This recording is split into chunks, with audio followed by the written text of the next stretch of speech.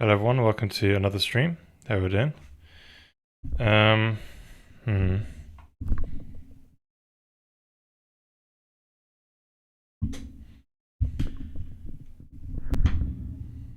I guess we'll just put that there like that, sure. Hey there, Aniza? Is that how you pronounce your name? Probably butchering it. Welcome, how you doing? So, last stream we got the texture viewer finished. And we're going to work on adding, so you prepare your eyeballs. We've got tabs, right? We can zoom in and pan and interpret the data in many ways, change the black-white values of things, view textures at certain points in the frame, so we can view it after we've tile ray traced, after we draw the UI on top of it. So, oh, where's there a buzz? Getting a buzz. As the baby monitor on the cable. Right, baby monitor goes there.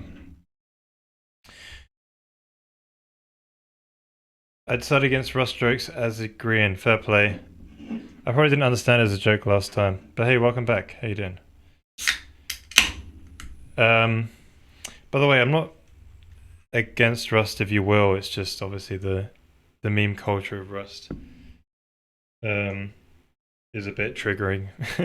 I used to program in Rust back in the days of 0.8 to about 1.34, and then I kind of just stopped using it because, yeah, I wasn't really a fan of the language anymore.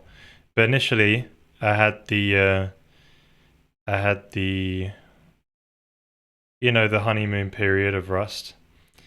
So I do understand why people feel that way, because it is a nice, appealing language in most regards, right?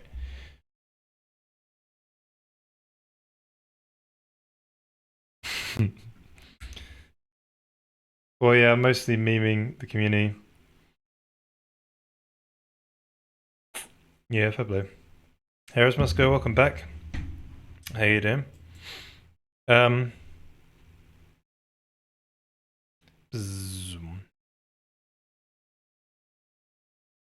That's quite satisfying, actually.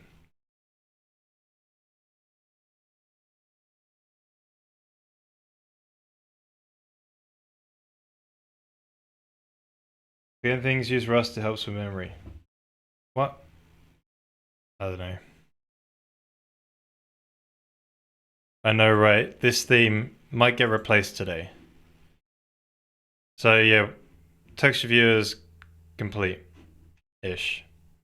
We're saying it's complete, but I'm sure we've got little bits to do on it. Let me put a marker down and go over this. Right, so hello everyone, welcome to another devlog. So today what we plan on doing is adding support for screenshots.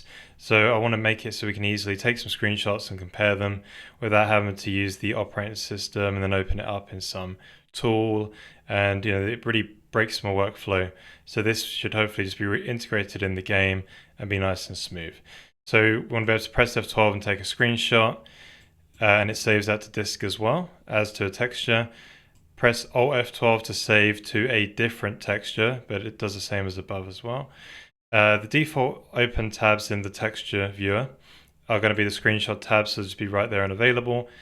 And then the screenshots will be persistent, and they'll be loaded back up again on the future runs, right? So we can always compare stuff with previous runs if we want to do something like that. And then there's some extra bells and whistles to do with the texture viewer, and we might just improve the theme today. So let's get started on that. Cool. Yeah, so I've already got everything, all the prerequisites to get this stuff done, so it should be pretty smooth sailings from here. I'm kind of set up pretty much the Vulkan stuff. Yeah, you can. Yeah. There's a VOD channel. I need to somehow frequently fit this into... There's a VOD channel, there's a YouTube channel, there is a Discord. Maybe I need to bung them all into a thing, into one command, but yeah. Much to watch? Not really. I can give you a quick tour. So the Vulkan thing was actually really small. I did it over like 2 streams. Like the most amount of streams has been working on the graphics. I've spent half the time working on spheres, like trying to render spheres, like because it's just something I've not done before. But so let's go from the beginning. So the first day was getting the Vulkan set up, and then day 3 was first 2 days were drawing a pixel to the screen or something like that using a compute shader. Then day 3 was getting the Windows port. Day 4 was doing resources, so buffers and textures and synchronization code, sync code, uploads and readback buffers, and then getting printf working in shaders. And then read back. So there's about 9 streams, but you didn't have to watch all of them. But they basically, yeah. So they are there. Yeah. So the read back from here, the read back ones don't really have to be watched if that's something, because they're kind of just a thing that sits on top. No. Oh, what do you mean 117 VODs? No. It was actually quite short because we don't really do a proper Vulkan implementation. We only use compute shaders. But it's a good place to start in Vulkan because it's a lot more simple. And then after that we do like basic collections like arrays, custom allocators, hash table, object pool. Then keyboard and mouse support on Linux and Windows from scratch. And then UI, custom user interface, and SDF drawing. But yeah, so it's all there. You can skip to the appropriate parts, I guess, as well. And then after that was like spheres for days. Spheres. So yeah, that's what we've been working on.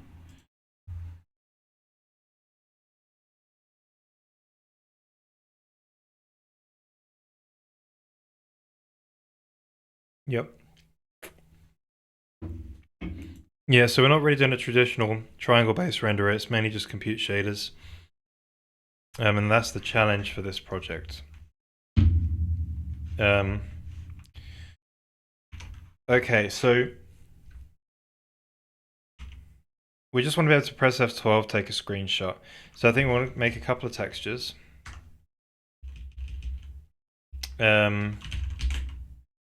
See, the issue is,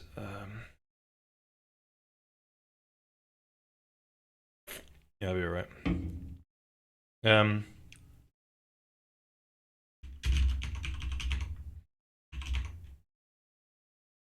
So I don't know if I want to put it in the graphics layer or the GPU layer.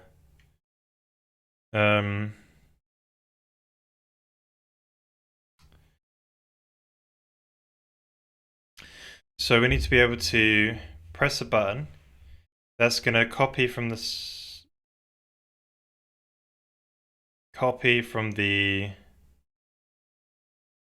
surface to one of the screenshot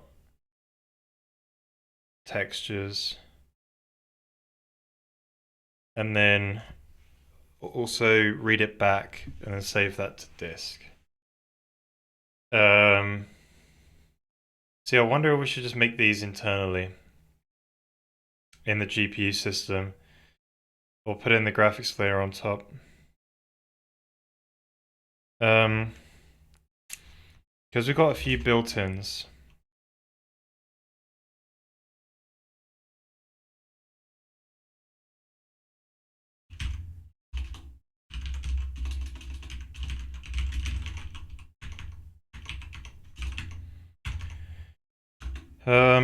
Right, so we have a way to upload and read back.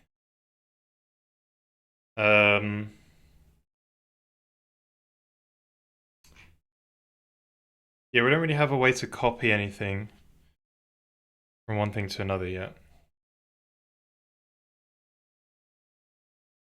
That could just be a custom shader.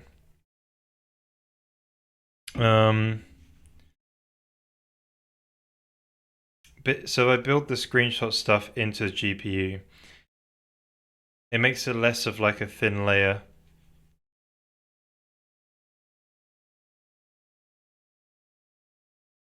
But the screenshot, yeah, maybe I think it should be built outside into the graphics layer. The reason being, because you could have multiple cameras or something like this, maybe, I don't know.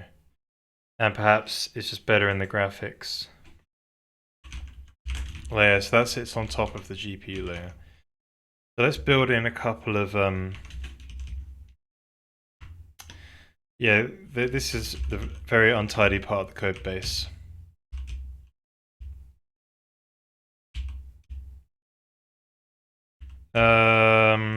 Let's put it here. Screenshot texture.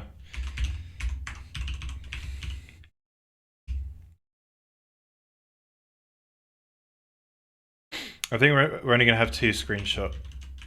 So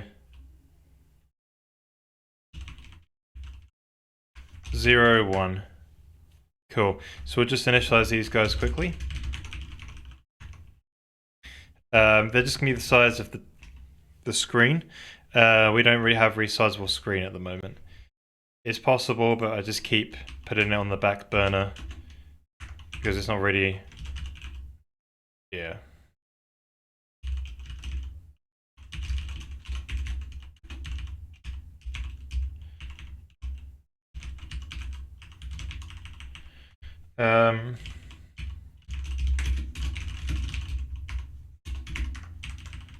Texture 2D, it's got to be the same format as the I guess BGRA. Wait, we added sRGB there? No.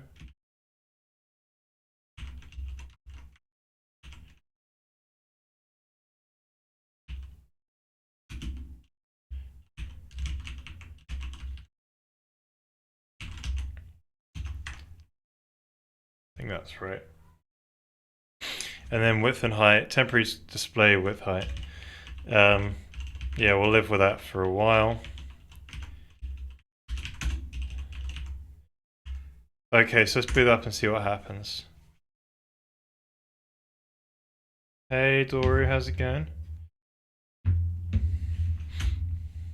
So let's give it a launch. Should still work. Sweet, still works.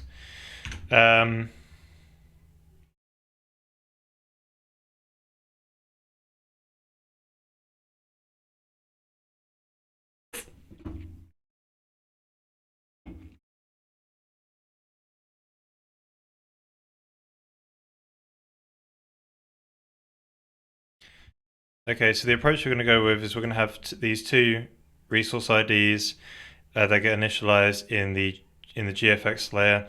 This sits on top of the GPU layer where the texture viewer lives, and obviously the API for the GPU to interact with the GPU. So the reason why I've done it in the graphics layer is because maybe you could have multiple cameras, take a screenshot from one of them or whatever. So all that logic should really live inside the graphics, so it shouldn't go inside the thin GPU abstraction, right? So I've just created 2 textures here. They're using the temp display width and height because we haven't got screen resizing inside the graphics layer itself at the moment, but that'll come in the future. So let's carry on and get these screenshot textures written too. Maybe, I don't know. Yeah, there's the Pepsi Mango. Damn straight.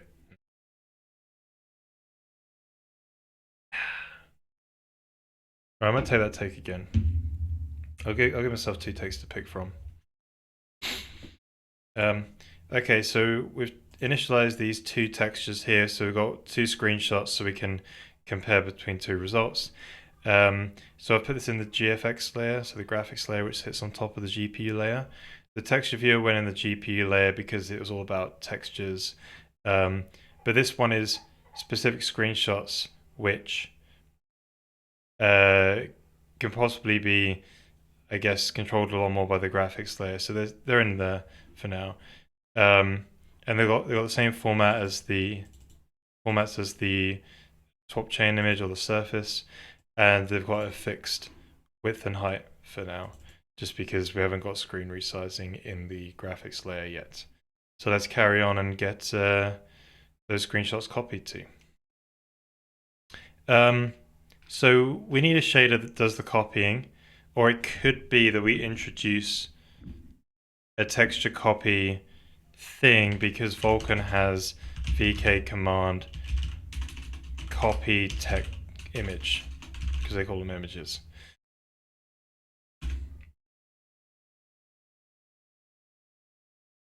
So you can copy all these different regions and things like this.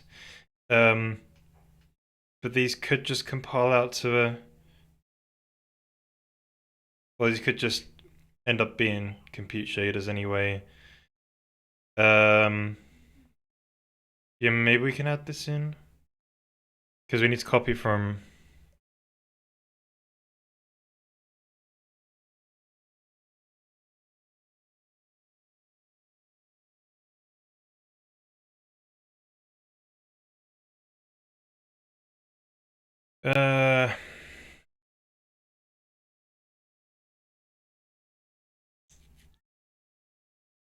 it would be quicker just to write compute shader.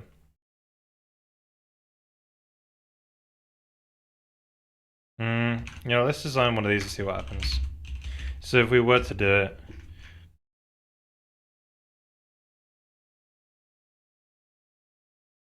we would need... So we've done texture clear, right? So... Oh, you need another one of those copy things, sync code things. So texture copy.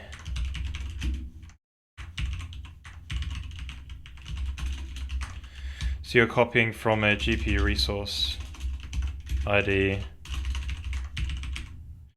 So DST source. You want to go from...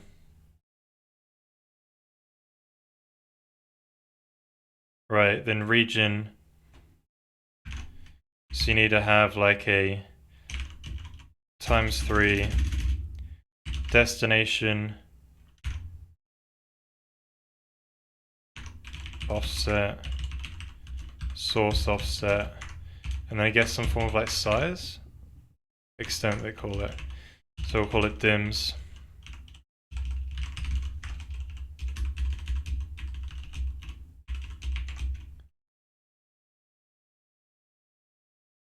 Yeah, it's alright, isn't it? So I guess it's not too hard to do, but just, yeah, quite easy.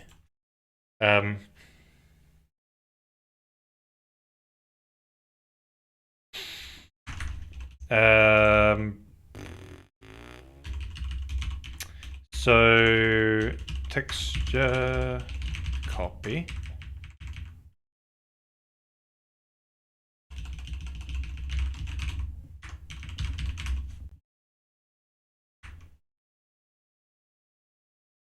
Yeah.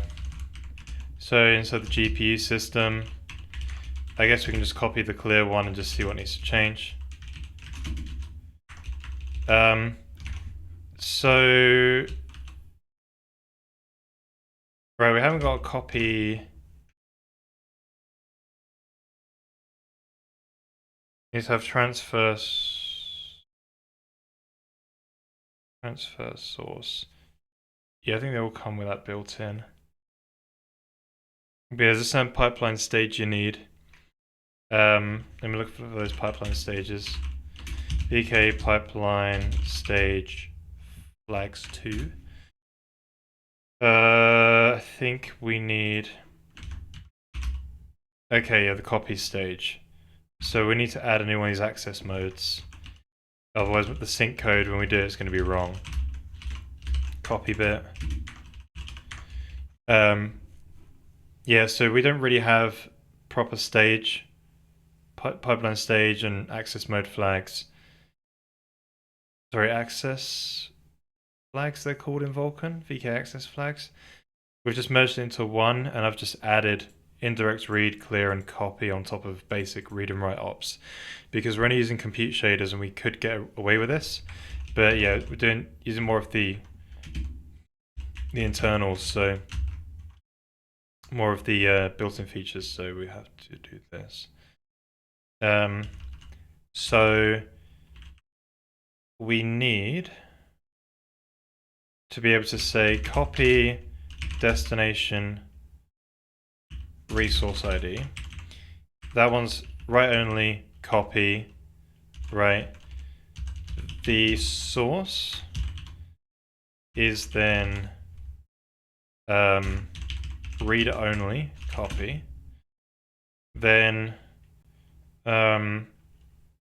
we say if we have any resources to sync on, which we always do, because we just put 2 on here. I guess we can always put the if statement in, just in case.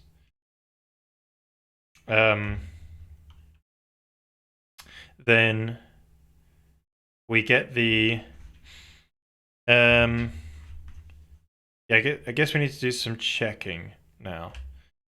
So we want to get DST copy DST. We need to make sure we don't go out of bounds, basically, with some of the things that we have, some of the parameters. So we need to make sure, first of all, they are both textures. So I think there is an is texture, GPU resource type is texture.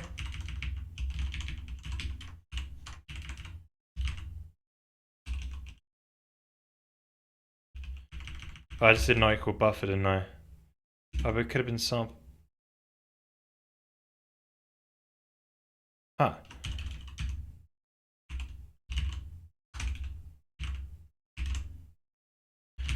Copy DST. Or whatever. Yeah, I need to correct that in the texture clear. It's just labeled buffer as well. How misleading is that?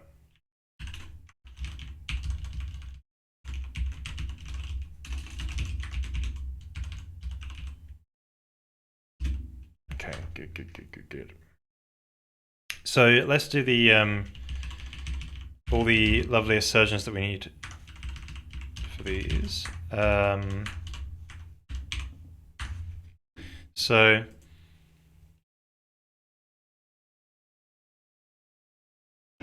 basically, this can't go out of bounds. So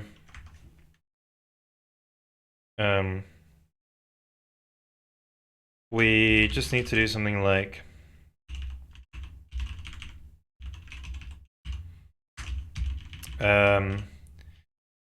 copy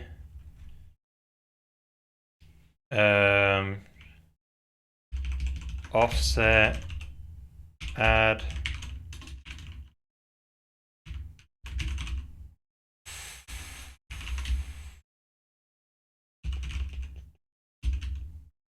oh wait, I did the wrong one.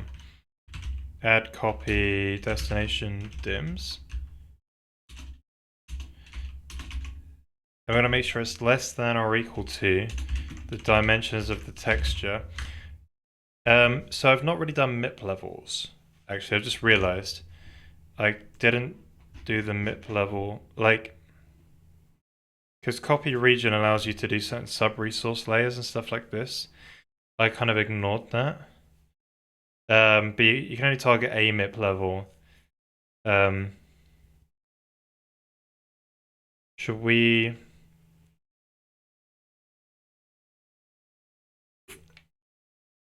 Well, we don't need the MIP levels yet, or array layers. So let's just not do it. I can always come back and do it. So we're going to make sure this is less than or equal to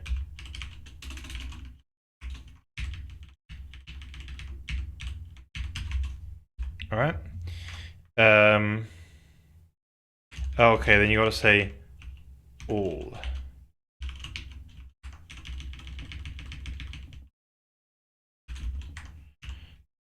Oh no. Oh, it's assigned. Okay. So what am I planning on saying here if it fails? We want to say uh,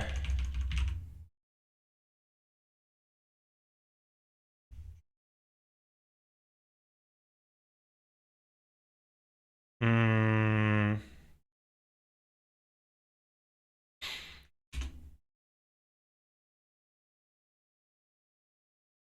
um,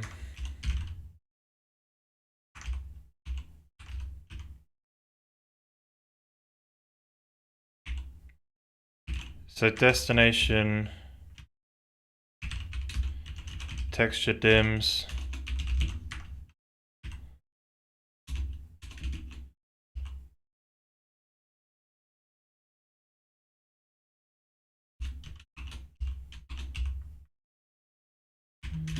has been overflown.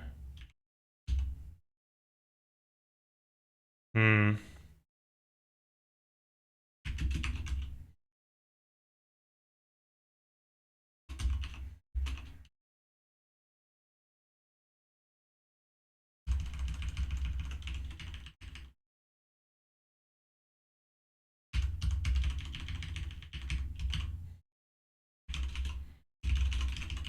So I think I might put into a little variable. Destination end offset, if you will. Um,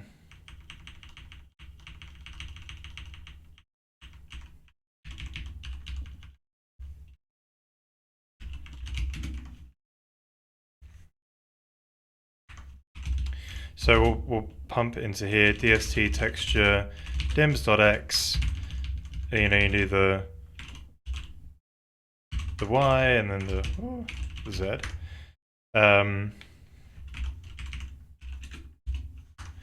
So I think we'll break this into multiple lines.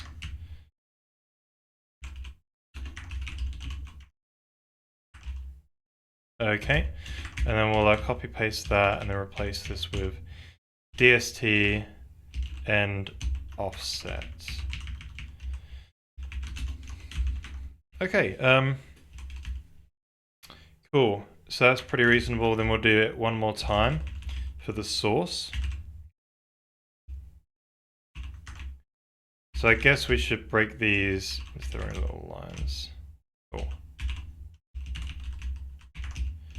So dst replace with source. And voila. Yeah, so now what we want to be able to do is call that onto the back end. Let's call that copy. Go into the back end header. What I would like to pass in is a destination texture, source texture pointer, since we've already retrieved those.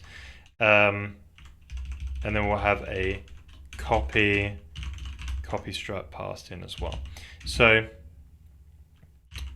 back out here, we're going to pass in dst and source, followed by copy. And this is basically what it takes to do it in the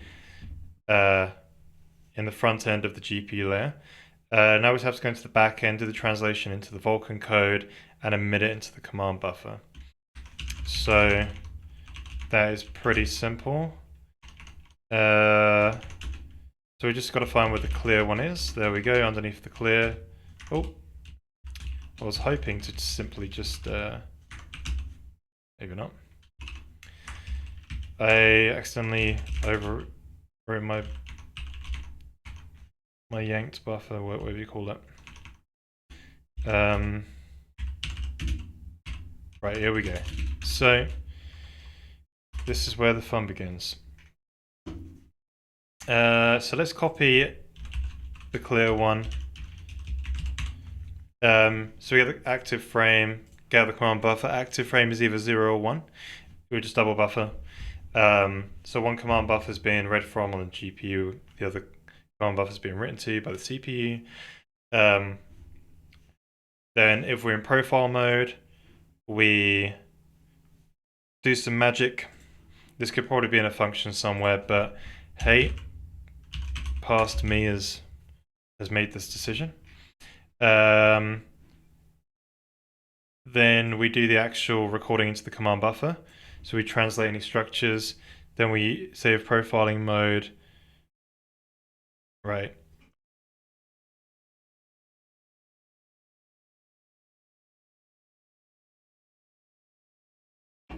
Yes, that's all right. I think bomber pipe is a bit too much, but that's fine for now. So let's do the translation of that structure. So we go back to here, it says copy strut. Wait, do we want to use copy or copy to? Oh, copy to allows you to do some extra stuff with the yeah, should we use command copy to?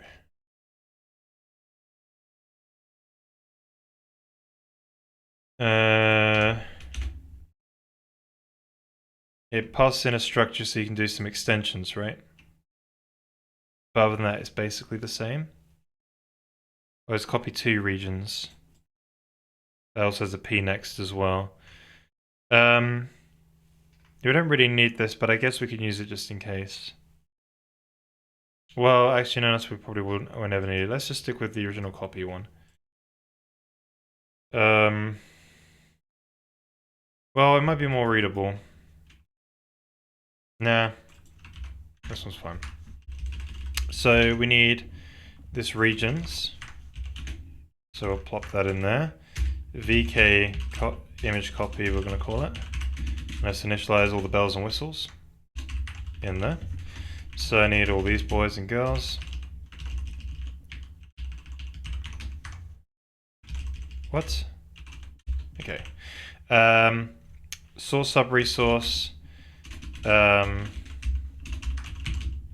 Mid level 0. Base array layer 0. Array layers.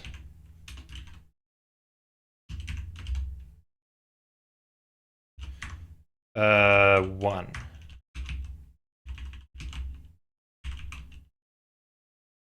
Oh, layer count. Right, and then aspect mask. VK aspect mask color. Because we don't really have any depth or anything else. And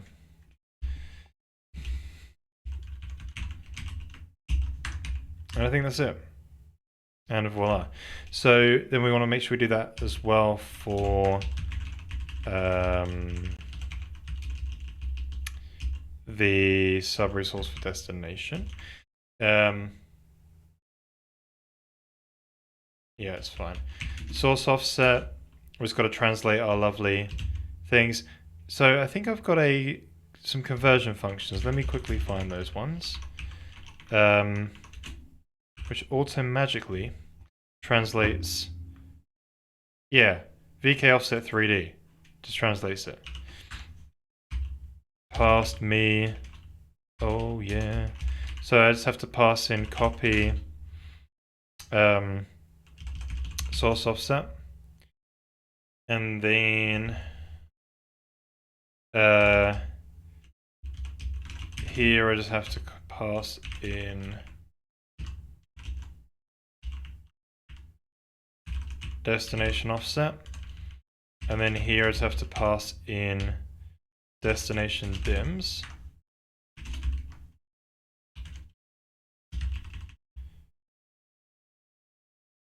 Oh, wait a minute, there's only one set of dims. Of course there is. Right. Back to the drawing board we go.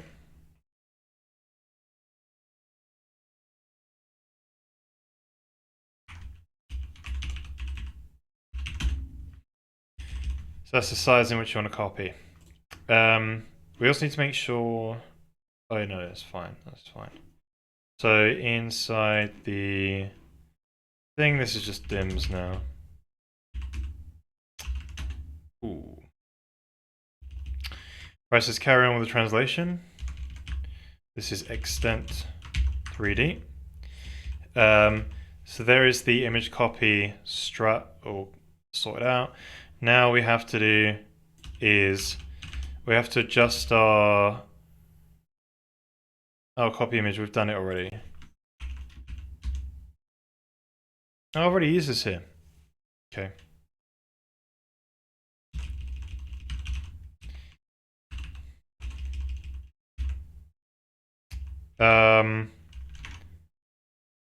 So source image. So source. Wait, we've got to get the backends. GPU VK resource backend for the for the source. Then we want the VK image for that. It's going to be in the general layout. Nothing changes between layouts in this code base. And then we want to do the same thing again, but for destination. And then the VK image copy strut goes in there. Right, so I think it's as simple as that.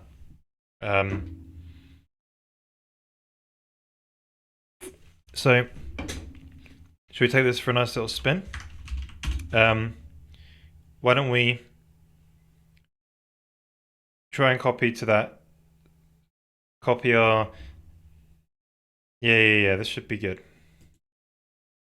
So, at the end of the frame, so after we do all the, like, draw 3D, draw 2D, render, yeah.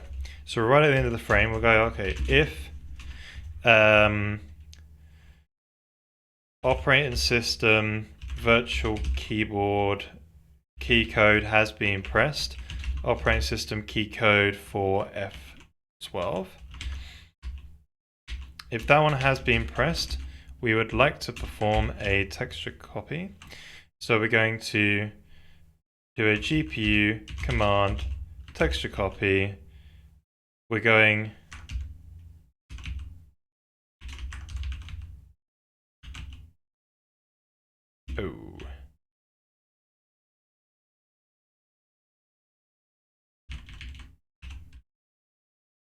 I messed that up as well, didn't I? Right, so we need texture copies. So here's our copy parameters. Copy. So our destination texture is going to be that super lovely screenshot. The destination offset is 0. I guess I can skip it because it'll be 0 initialized. Source is going to be the surface one, so that's GPU surface resource ID. And the size in which we want to copy. Now what I could do is just say, if you 0 initialize it, it's going to take it from the source. That'd be interesting. Hey there, Master Agent, how you doing? How's things going, my friend? How have you been? Good to see you. Got some Pepsi Mango. Have you tried this drink, by the way? So good.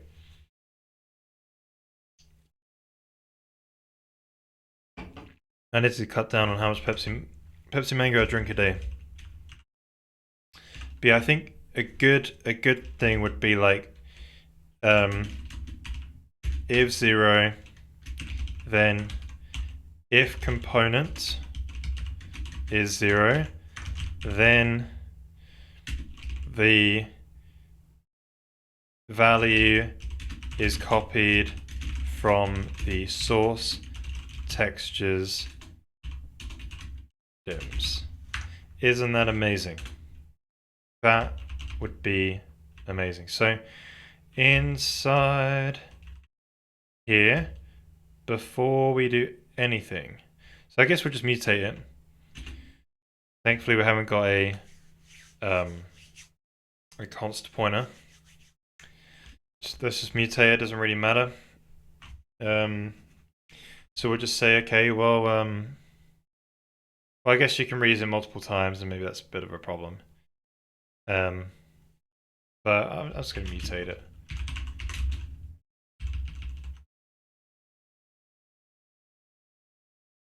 If dims.x equals 0, we'll go, oh, okay, well that's going to come from... Right, so I'm going to fetch these boys and girls a bit earlier.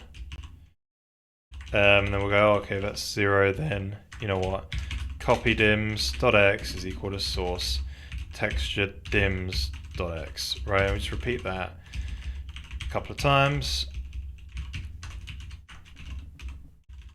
And voila, that is pretty cool. So now here, we just have to set those two fields and don't have to worry about the rest, since we're going to copy the whole texture. And then we just pass in the pointer to the copy, and then voila. So hopefully this means that we can copy to the resource texture. Sorry, to the screenshot texture. Not tried it yet, not sure if I've ever seen it here. Oh. Yeah, I only saw it recently, like last week. Right, so if we press... So if we go here, there's screenshot texture. Let's view it. Hopefully it doesn't die. Right, just garbage, as we expected. But what happens if we press F12 now? It took a screenshot. That's pretty cool, isn't it? Wait, I didn't even do the synchronization code right. My life.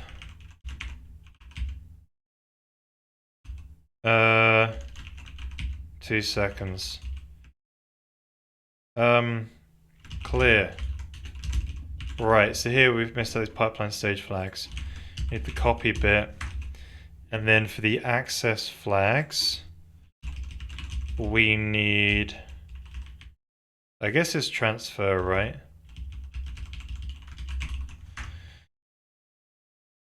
Copy, well it depends whether or not you are a read or a write.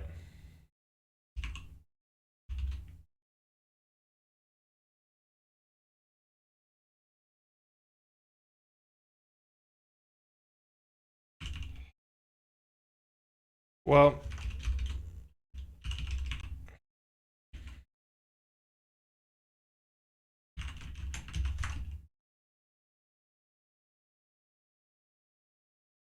yeah.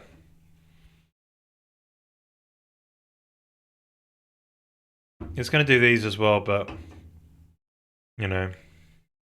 Well, technically the more correct thing would be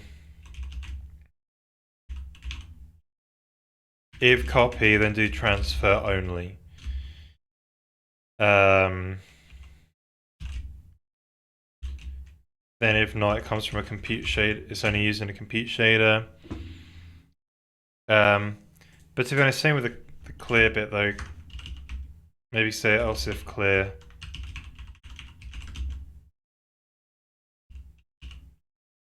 And that's right. Hopefully I didn't bugger anything up there, but that should be right. So it's all on those bits and bobs. Okay, so now with the screenshot working. So boom. Oh. No validation errors. Validation errors? What?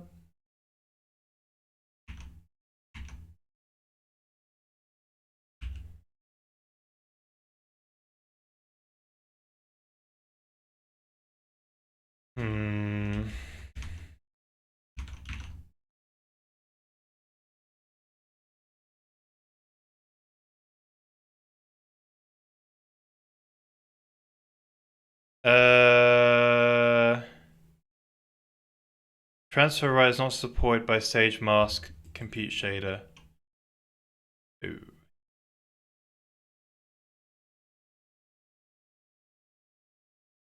Oh, okay, is it putting Compute Shader on regardless? Right, okay. How silly is that? Oh, I didn't do clear... Oh, shoot, copy paste errors. Right, so what we need to do is say if clear, else copy, else compute shader.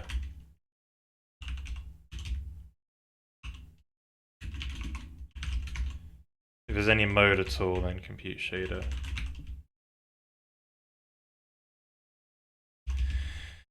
Yes, something like this.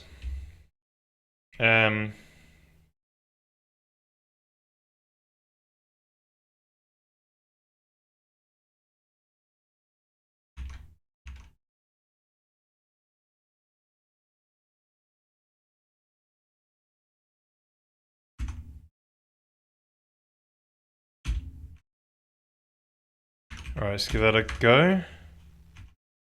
I took a screenshot. Okay, so it's upside down, it's blue again.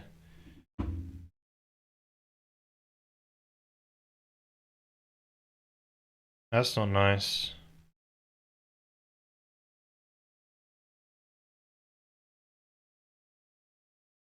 This is because I used that built-in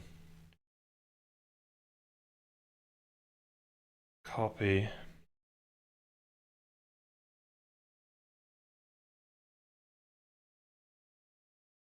RGBA, why aren't we using BGRA?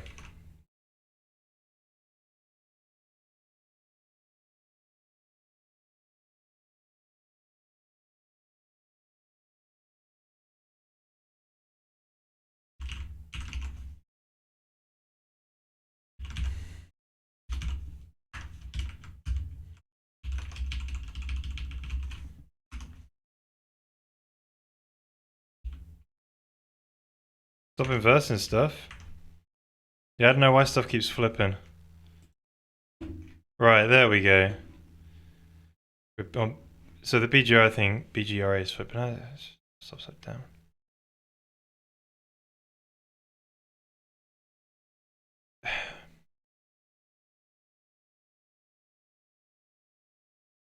Right, so screenshot also needs to not be flipped as well. Okay. Right, I think we can talk about it from here now, but it's good, at least we've got the screenshot working with a copy. It's just the texture view is viewing upside down. It needs to also have a special do not flip this. Right, let's mark this and do some things. Okay, so if you had your eyes things.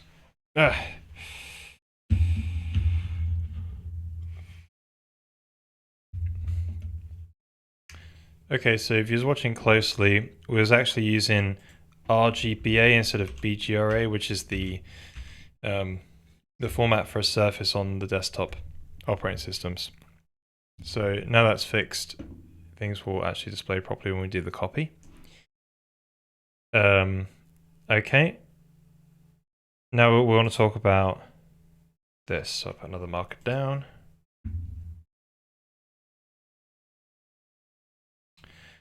Right, so we could have done the texture copying with a compute shader, but it is provided in the Vulkan API. So we should really do that so the driver can give the most optimized copy. But I don't know, maybe it's a compute shader under the hood, but it doesn't really matter. So we've made this texture copy data structure where we can have a destination texture that we write to from a source destination texture with some offset into the texture, and then some dimensions in which you want to copy.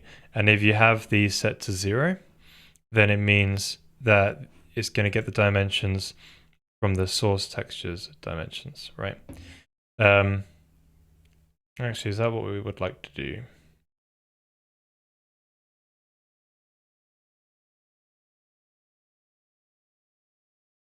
Minus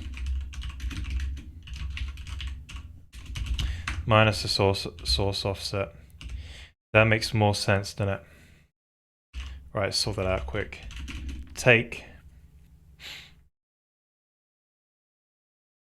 But say if your source offset is more. Yeah. All right. That's fine. Copy.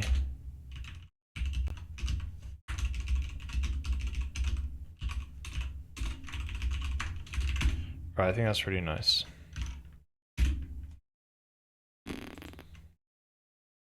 Cool. Right, let's double check that runs quick and then we'll redo that.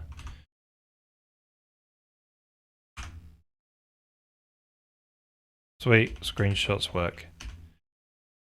Cool.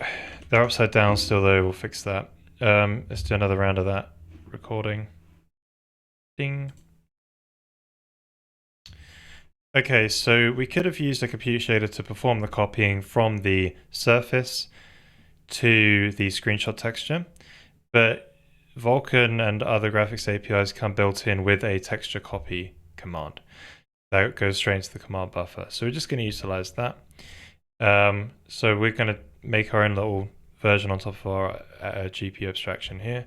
So we have this texture copy data structure where the destination resource ID is passed in and the offset into the destination texture that you want to copy from. Sorry, that you want to copy to.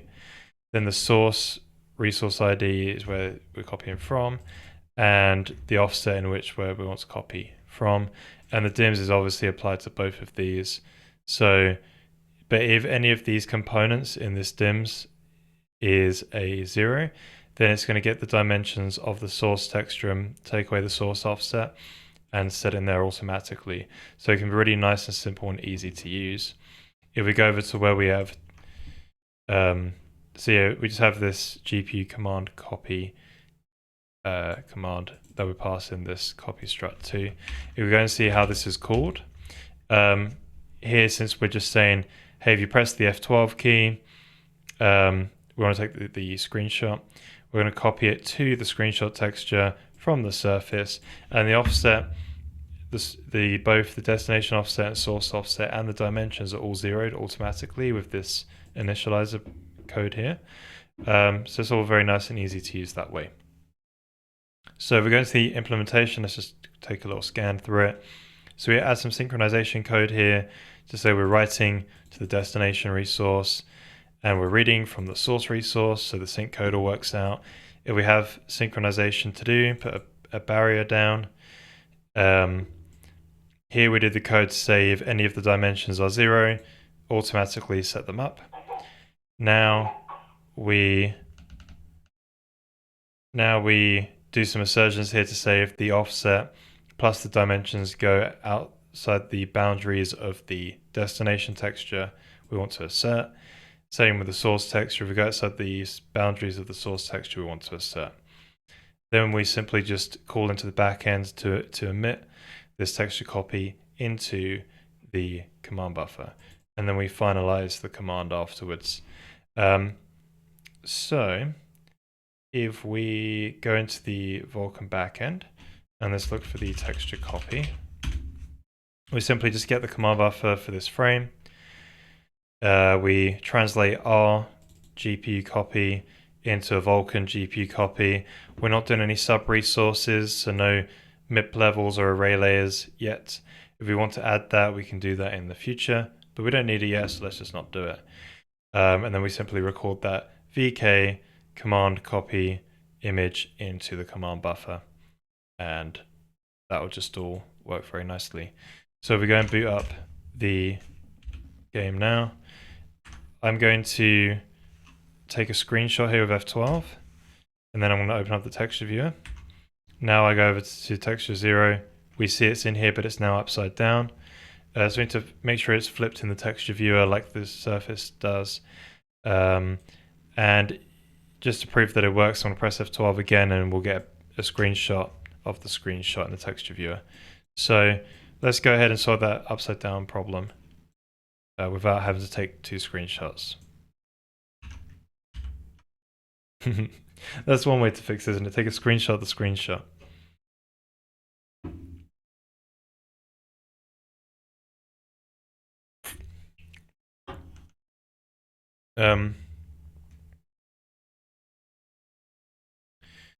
So how do we fix that problem? So inside GPU, there's a flag in the texture viewer copy called flip. And it says flip the texture please, but it's specifically hard-coded for the surface resource. How do I get it such that the screenshot resources get flipped as well. So I guess what we need to do is we need to add an array and just say, hey, if it's inside this array here, then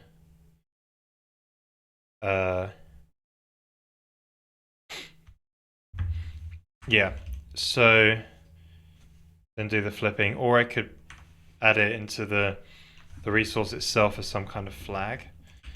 We've got flags, but those are kind of invisible. They're internal.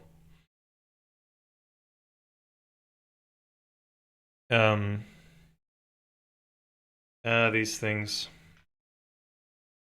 So we initialize a texture. We've already got enough parameters going in. I don't want to add any more. There's too many already. We've got the type, storage format, sample format, dims, MIPS, and array levels.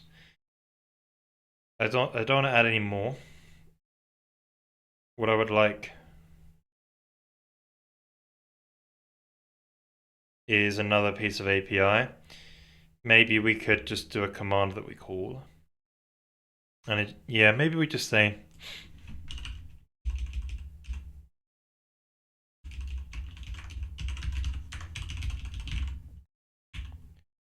flip in texture viewer.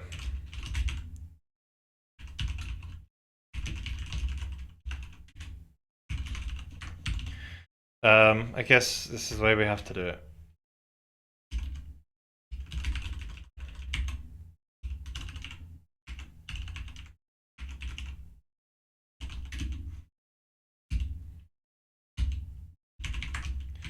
So we're just going to do a GPU resource get, and then just say resource flags. So one assertion that we should do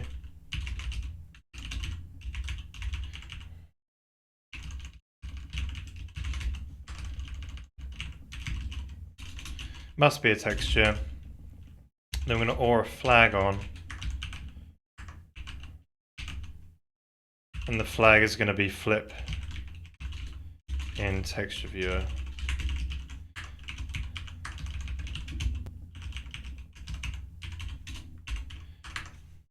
I guess this is one benefit of it not being inside this system. Yeah, it's got other benefits. Yeah, I don't know, maybe it shouldn't have been in the GPU system, I don't know.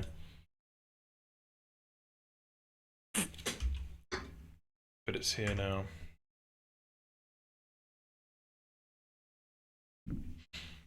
So it's going to all that bit on there. So when we boot up,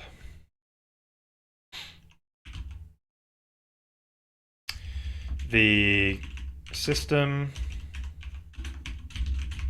we're just going to say GPU surface, that gets the flag turned on, then the screenshot, then the other screenshot one, and then inside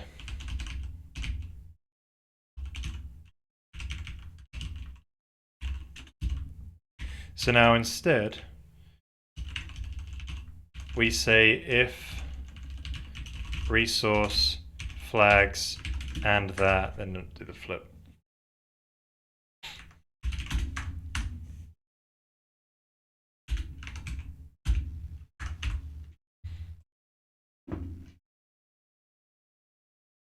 Perfect. So if I minimize this, take a screenshot, come back, boom. So let's go to another one. The surface is fine as well. Depth texture, that's the right way up as well. That's good. Cool. So let's just document that quickly.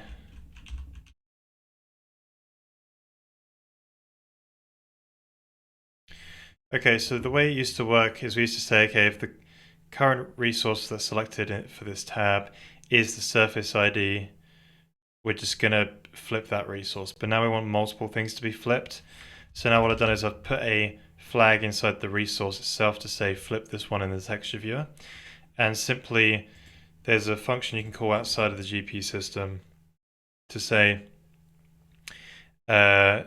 basically flip this texture in the texture viewer. And yeah, so that's a nice little fix there. So now if we see that here, it's got no, that's kind of nice actually, but this is a uninitialized data. Now we're going to minimize it, take a screenshot, come back. Here it is, it's the right way up now. There we go.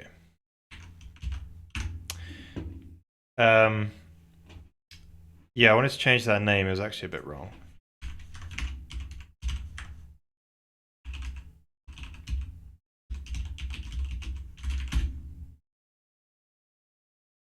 So what is next on the agenda?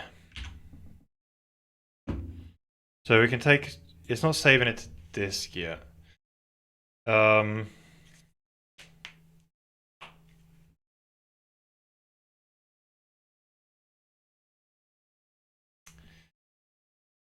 But that would ideally be the next one.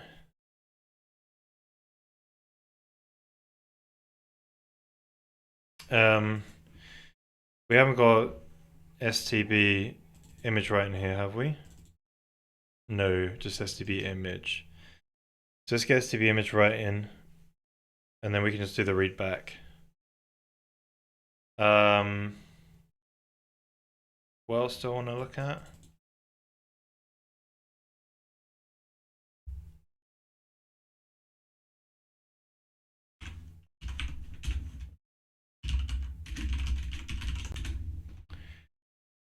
So STB image right, so let's grab this one.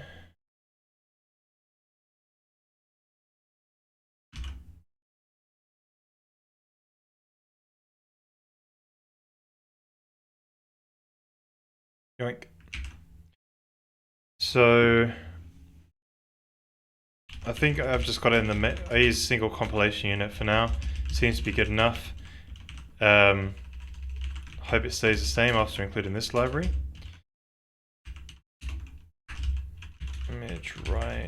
Image right implementation, that's probably it. There we go. So now with that in, we can start using it. So basically we need to do a read back. So the read back needs to use the readback API, obviously. So readback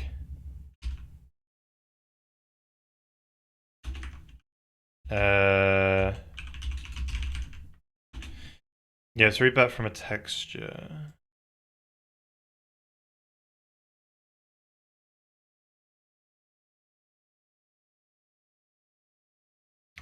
So I don't know if I've made it automatically do the full thing. Yeah, that's kind of silly. We should actually, and this is probably a better error message than my other one actually.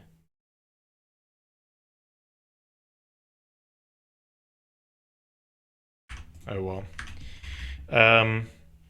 Yeah, so we should change this so it does the automatic dims thing. So let's do that quickly.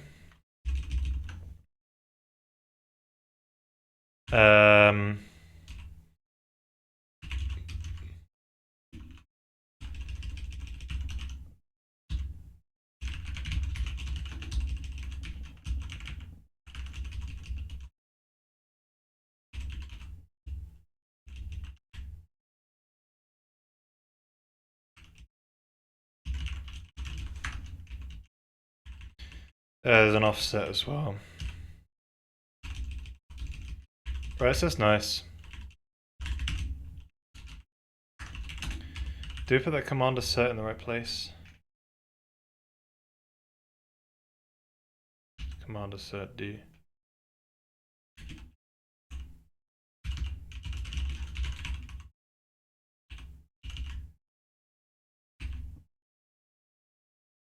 Oh. Missing a lot of those, that one good. Okay. Yeah, so we've added that readback to readback texture, the ability to. Okay. So we need a queue in the queue enumeration. So we just did this test once, so let's add a new one. So we have a new readback queue. This is specifically for screenshots.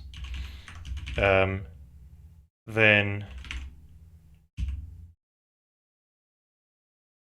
right, specifically for screenshots, so a new one. This one,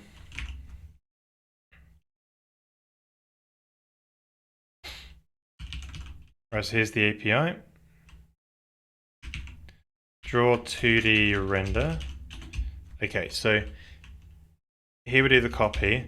Then we want to say, hey, I'm going to request a readback for a texture. It's going to go onto the screenshot queue, and I want to read back from the surface. So it's going to read it back onto the queue at the end of the frame, or right here actually, which is also at the end of the frame. And then we're going to say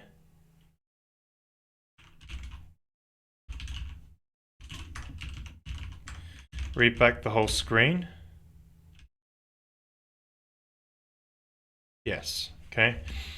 So let's just do that and see if it breaks. Crap. STB, no. Right, we need to put a fall through on there.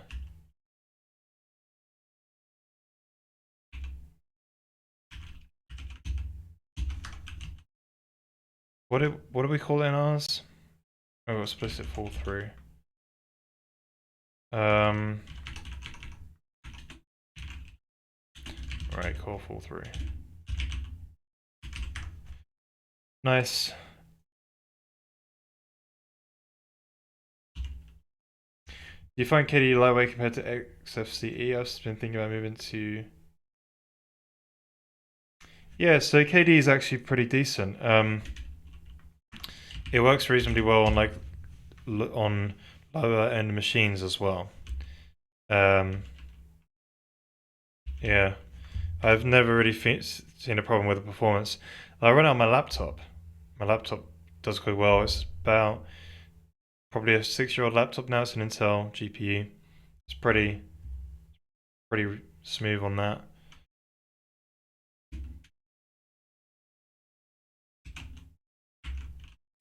Yeah, I don't have any problems with it.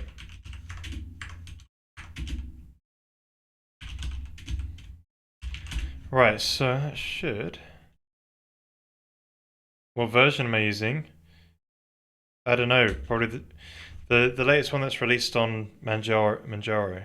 So Manjaro gets quite up-to-date packages. It's Arch based, so it gets them a little bit lagged though. But yeah, it's pretty good. Readback. So performing the readback now. Well, hopefully this doesn't break the machine. Do the F12. Crash.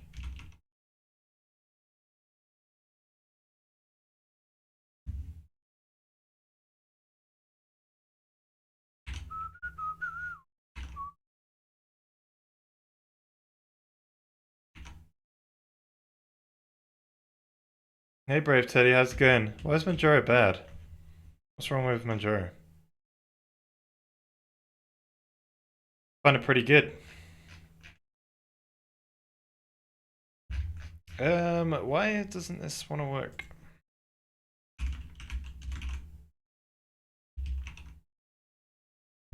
Is that in the queue? Frame start. Auto copy. Shoot, it's been a while since I've done this code.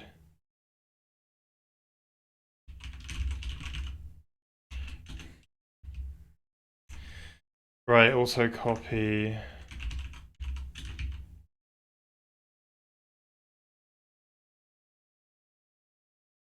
Right.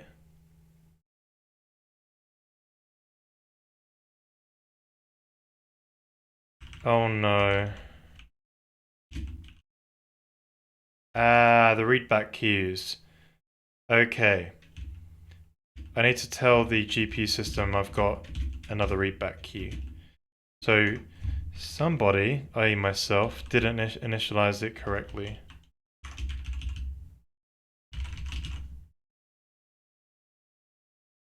Wait, why have I done this in camel case or whatever you call it?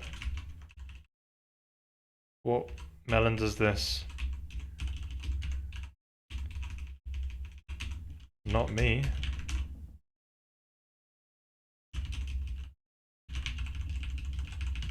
Huh? Okay, so test.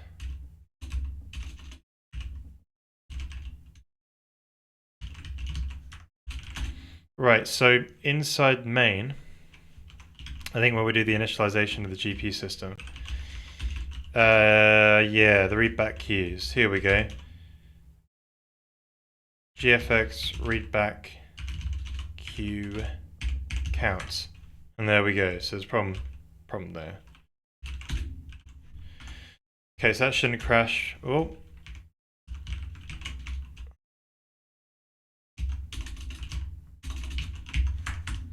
So it shouldn't crash. Now I press F12. Here we go.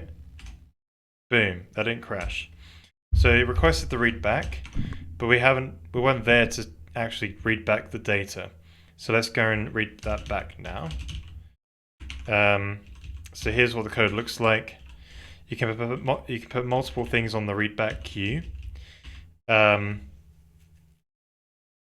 It's just the way I've designed it. Maybe I don't need multiple things on the queue, but you can, yeah, do multiple of these things. What is this here? CPU data size, CPU offset. CPU offset?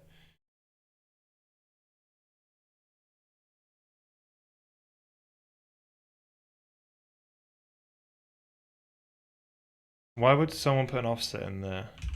What are they trying to achieve? Oh, it just gives you back. What use was the offset? There's no use for that offset in there.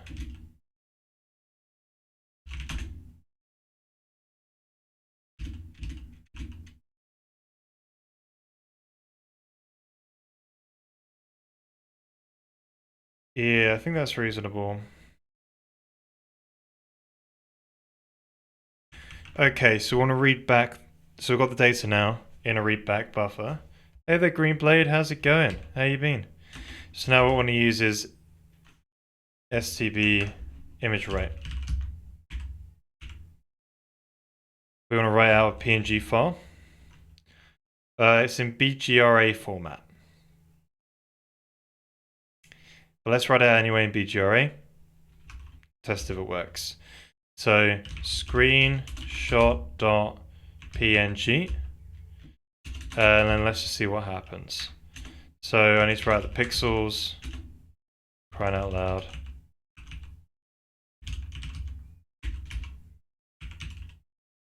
So file name, width, height, number of components, data.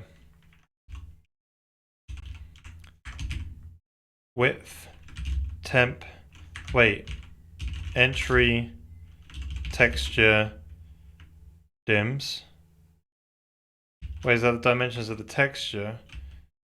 Or of what we decided to copy?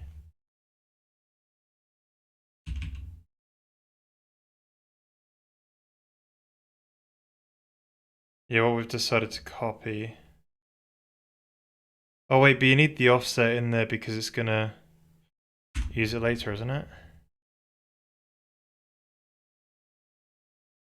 Ah, it uses the CPU offset later, doesn't it?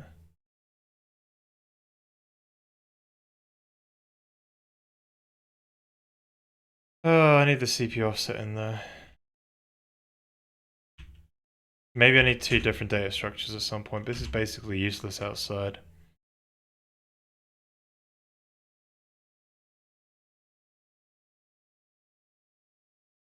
Okay, that's fine.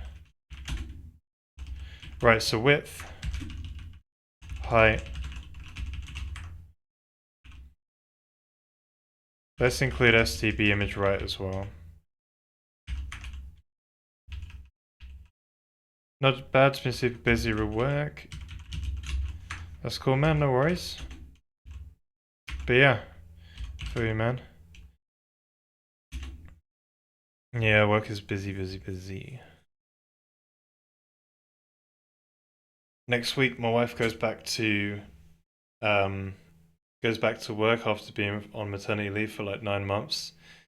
So I've now just been hit with the reality of taking the baby to nursery or the parents' place. So now in the morning I have even less time. So there's that one. But it's cool. It's only like 45 minutes, or half an hour to 45 minutes less. But yeah, it's alright. Just means I can't. I can't start work early now if I want to. Number of components 4. Pixel layer. Uh,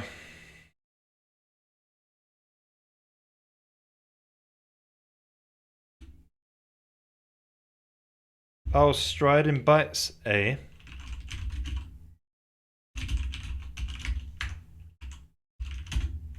Boom. I think that's alright.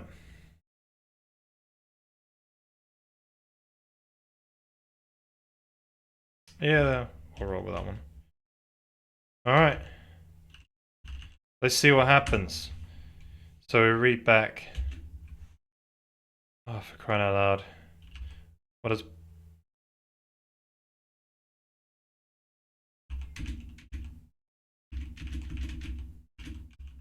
There we go. How old are you, by the way, if you don't mind me asking? 29. Yeah. Turned 29 like 2 months ago.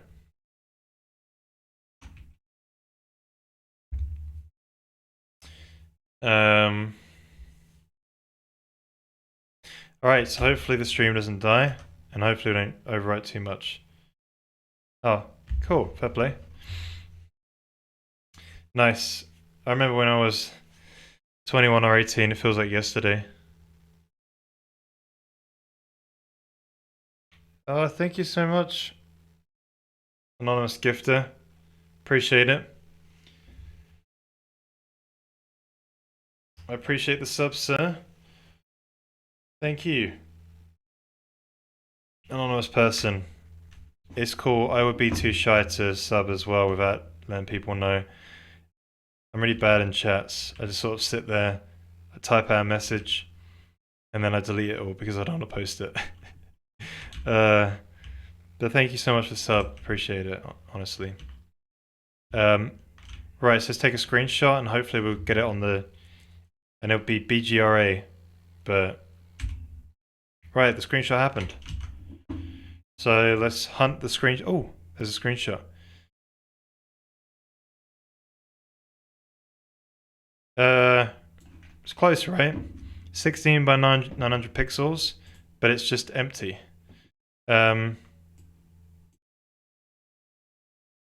Right. Clearly not what we were looking for.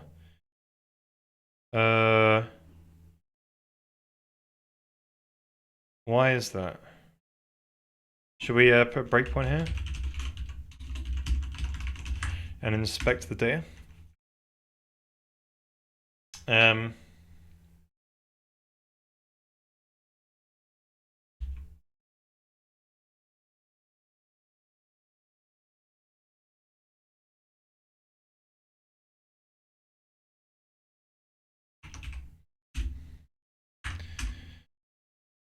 Right, hit the trap. Open up in the debugger this time. There we go. So it's dref, pdref entry. Right, here's a bunch of unions. So we see a lot of repeated data. Oh boy. Right, it's not helpful.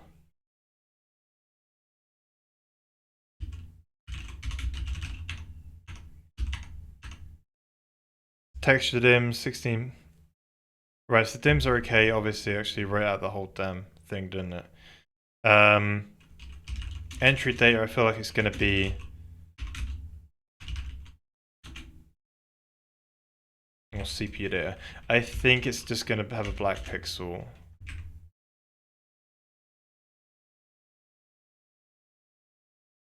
At the start. So what else can we do? Well,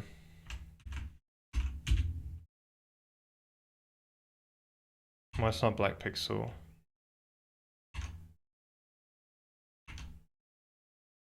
Top left or bottom left should be a black pixel.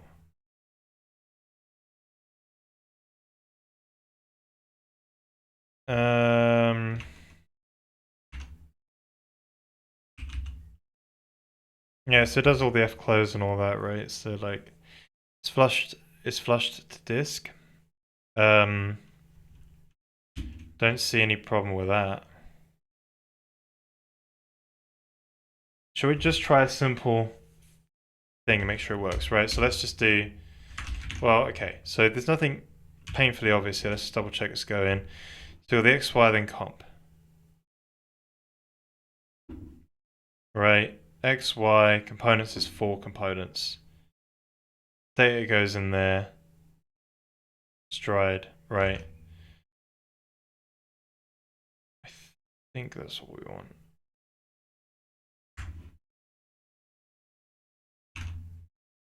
I think this is fine.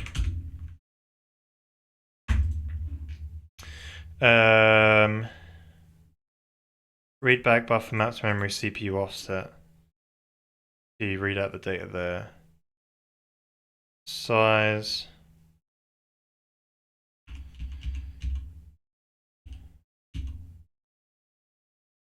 Size is sum of that bytes per pix, or yeah, bytes BBP. Yeah, that's my dyslexia going in. It's BPP. Anyway, right, let's sort that out.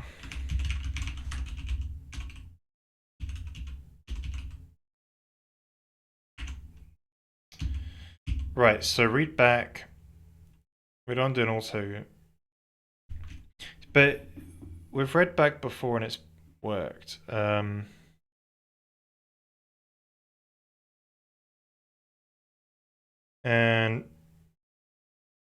yeah, but maybe it broke because I did comment the code out. I forget. But yeah, so it's taking in a CPU offset into the read back buffer.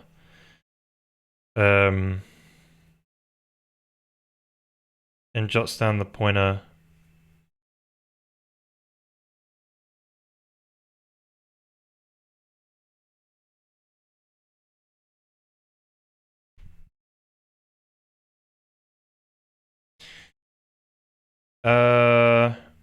How often does this get called?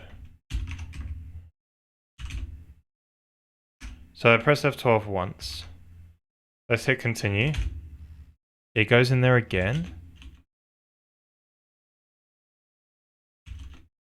Okay, wait. Let's double check this. F12.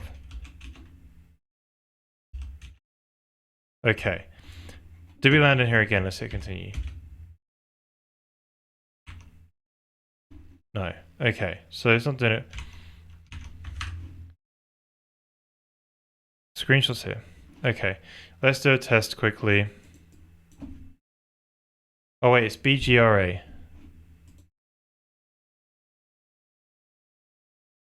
We have to like an in place swizzle or something.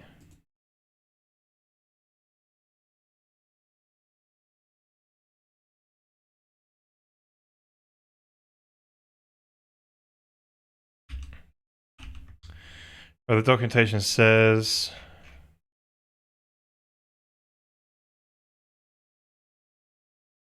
yeah, so we did 4, so it's got an A in there. We could get it to drop the alpha maybe. We could just say do 3 components and stride by 4. Wait, stride is row stride. Stride in bytes. I keep forgetting this. When I see the word stride, I think it's striding a pixel. It's striding a row. Yeah, it's a row of pixels. Okay, there's the problem. So it's just gonna get it. It's just gonna do the top so many pixels basically. Oh no, it's just gonna do the top row. Yeah, so it's all gonna be black. Okay.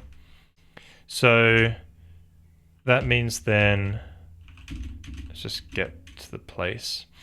Multiplied by entry texture dims x.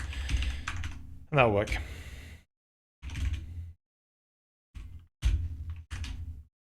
Cool. Okay, just as we suspected, it's BGRA. So we'll do the in place swizzle. So we just need to go over all the pixels. So to 4, Y, 0,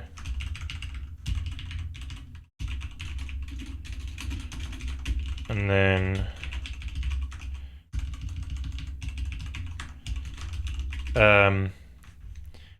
so you just do like a cast of some CPU data, index Y times the row width, right, and then plus the X equal. Now, so you basically want to, well, you could just take the pointer to that. PTR. Then you want to get the value back out. Then you want to do the actual in-place swizzle.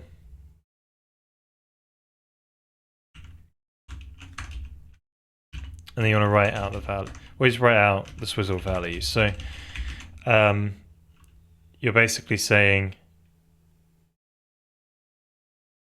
right, BGRA to RGBA.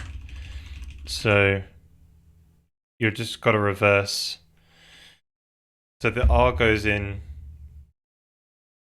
So it's A RGB. You just go from most significant bits to least significant bits. Wait. No, from least significant bits to most significant bits. So you see A stays in the same place. Let's just do a bit, yeah, A, V,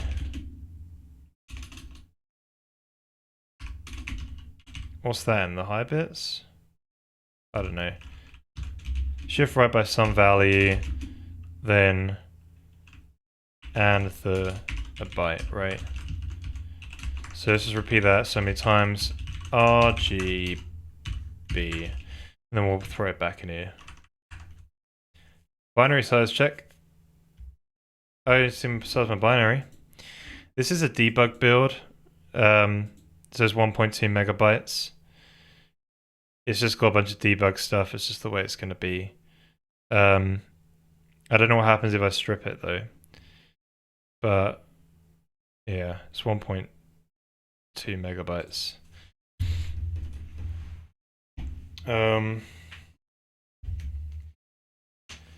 Yeah, I wonder what's taking up all that size though.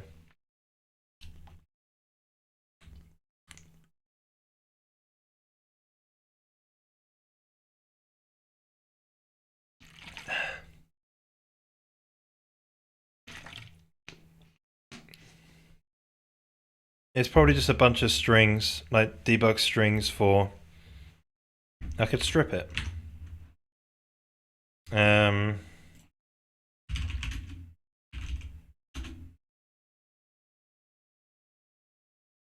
Yeah, so just half the size by stripping it.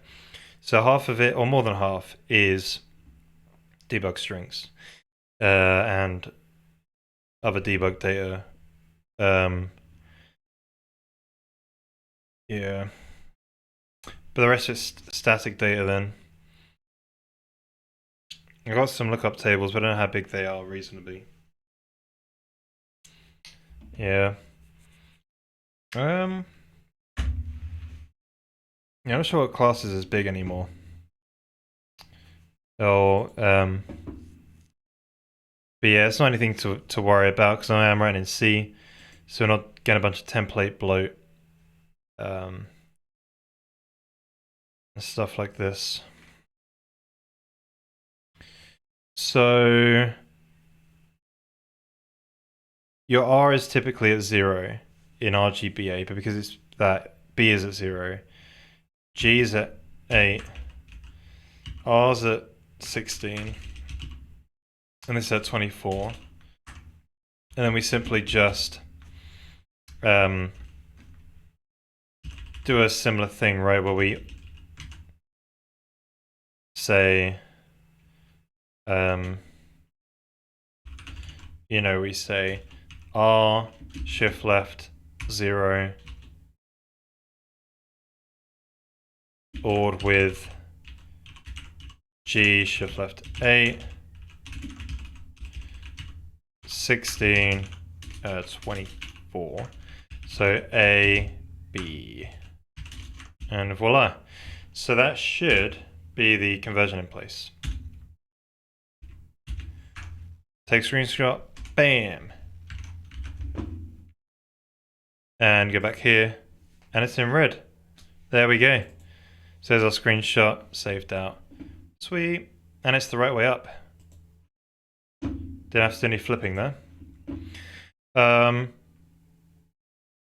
Okay, so I guess we can talk about this. This is a good place to put in one of those things. Okay, so we've added the ability to now read back the texture and then write it out to disk. So we use the readback API that we made some time ago. It's not really in the form of a devlog right now, but maybe we'll go. You know what? Let's do it again. Okay, so we've added the ability to now read back the texture and save it out to disk. So we use the readback API in the as part of the GPU API. We read it back into the screenshot readback queue, and we're reading back from the surface with an offset of 0 and dimensions of 0, which means automatically calculate the dimensions for us based on the size of the texture. And we do one read back when you press the F12 key, and then a couple of frames later, the readback queue is populated CPU side with something. So we say while we read from the queue, so this only gets triggered once, we convert the pixels from BGRA to RGBA format, and then we use STB image write to then save out to the screenshot PNG file using the dimensions and the pixel data there. So as you see here, we now have this screenshot file, where this is one of the screenshots here. So now we're going to put it into a folder, and we're going to label it with the date and time, so we can sort it and keep a record of screenshots, and also keep it out of Git as well. Cool. So we're going to add a git ignore, or into the git ignore. We're just going to put in there screenshots, right? Delete the screenshots thing. We need to make sure that we make a directory. I think I've got one of those. So let's go into the operating system layer. Operating system, make directory, boom. So when we boot up the graphics layer, all we need to make sure that we have is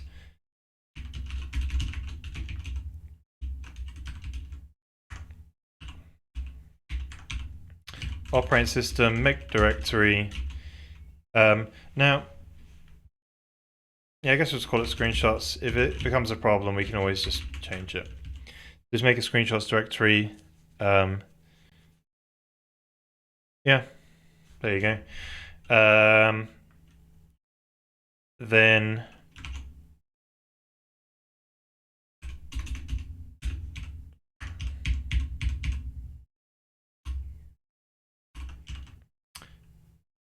so screenshots / so here we want to make a, this is the path, file path, let's say this big, sn printf into that. So can we printf date time, so someone else does the heavy lifting for us, and we can figure out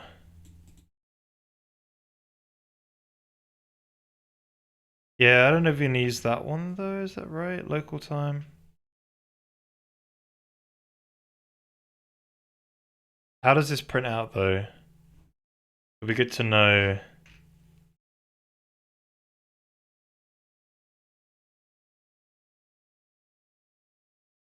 So you can use straight F time, but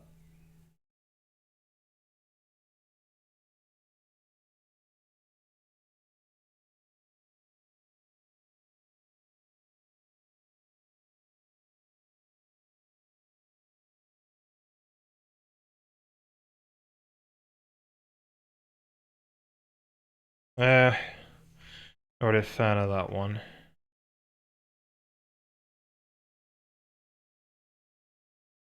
Maybe we use straight F time or whatever it is. Right, this is interesting. Oh, this is using Windows.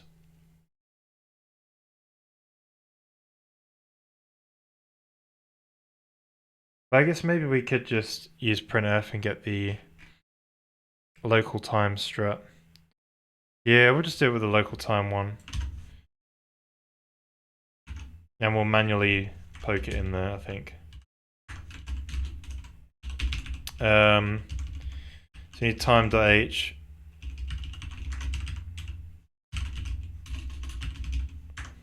Yeah, I'm not sure how portable this is, but I can always fix that off stream, maybe on Windows. Local time Win32. Let's just double check it quick. Right, they do have it apparently. They've also got a 64 version as well. Is their time T always 32?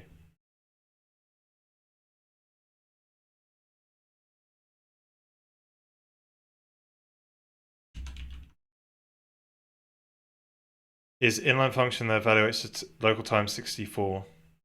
Right, okay. Their time T is a 64-bit int.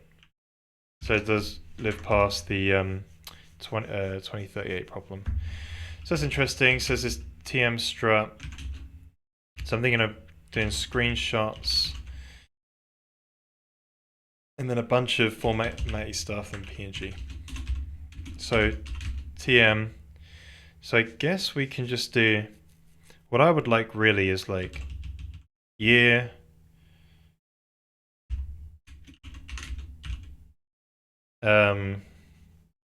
month,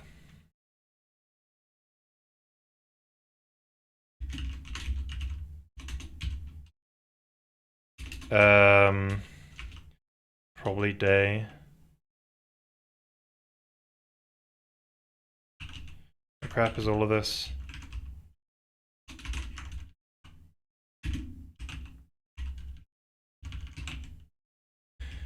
Alright, so make sure I've got the right ones. Year, nice, I like that. Month, nice, I like that. Day, so you got these, day of the week. No. No, we want M day then, day of the month. Good. Then I want TM, hour,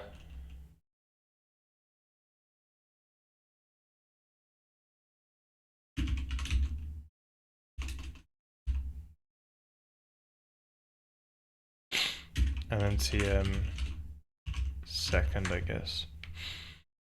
I think that's what we want. So we want to do like a year slash month slash. Wait, no slashes here. Right, what sort of format would we do? Would we just do dashes or?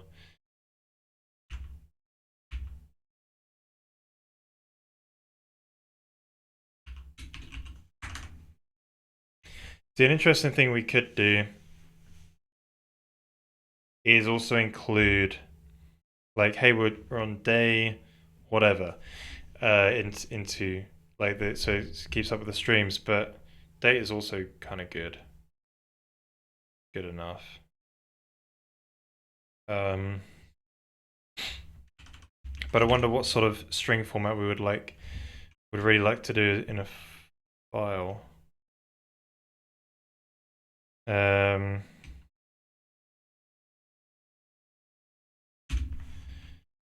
Date, time, file name. What do people typically do for this?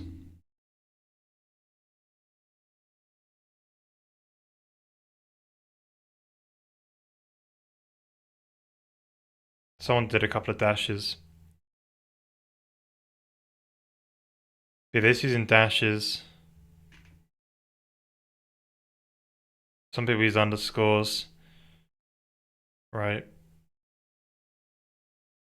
Yeah, I guess we could do the underscore thing, or you could just use spaces, but spaces suck when you try and access it via a terminal. So I think that's reasonable. Right, smprintf. So I want it to go out to file path, size of file path.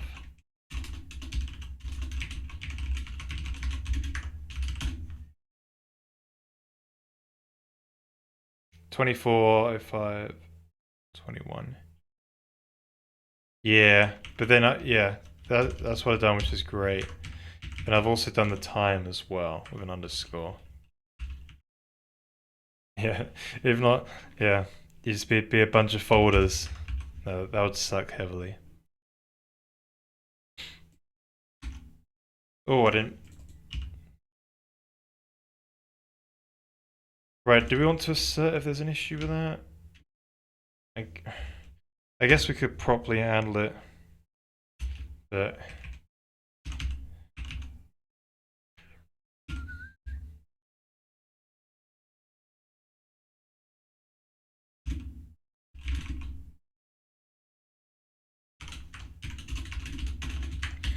printf failed to write screenshot to log this properly. I don't know, right? But at least we got the thing there. It's something we can handle properly later on. So let's give that a go. There should be a screenshot folder now. So we press F12, taking a screenshot,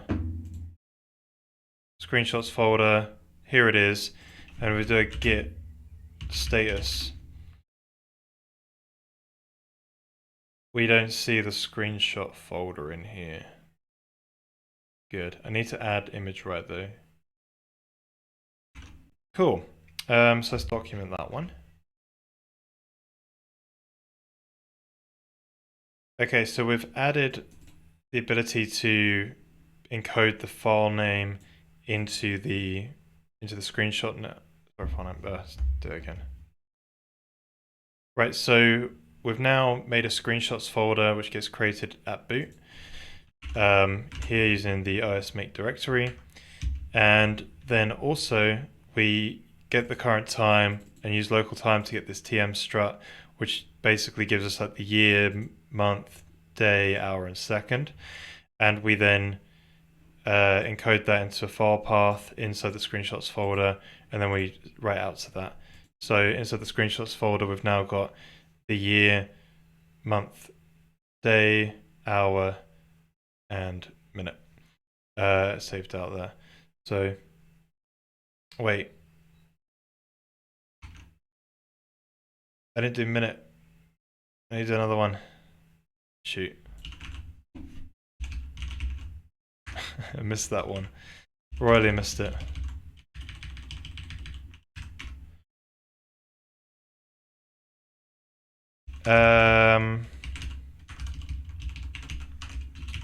Might do DT. Let's try that again.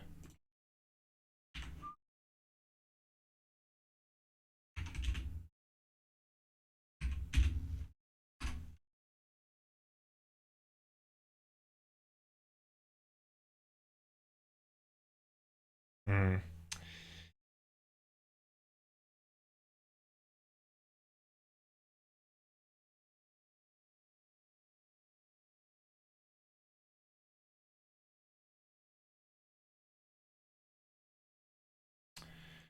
Yeah, I think that's okay. Day. Wait, what is that year it's doing? Is that the year since epoch? Is that the year since epoch? 2024 take.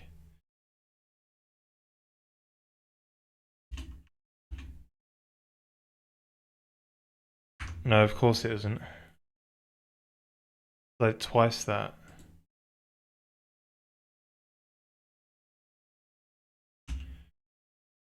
Oh, year since 19. Damn this thing.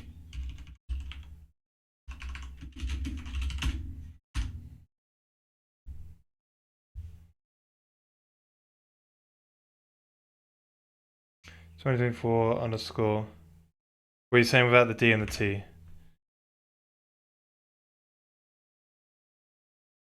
Yeah, maybe it's fine. When the year's proper, it'll make sense, wouldn't it? Similar to ISO.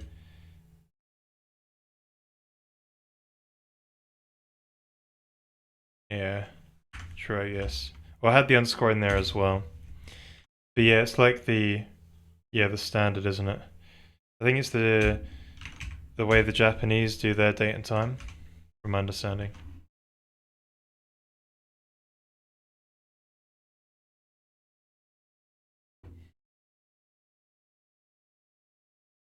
Wait, why's that month wrong?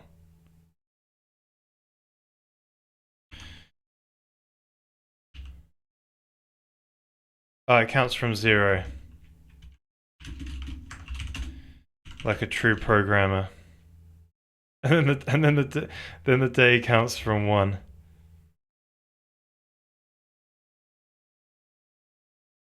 Okay. Damn it. It's like rocket science just to try and get some run out date and time. Crying out loud. Eh.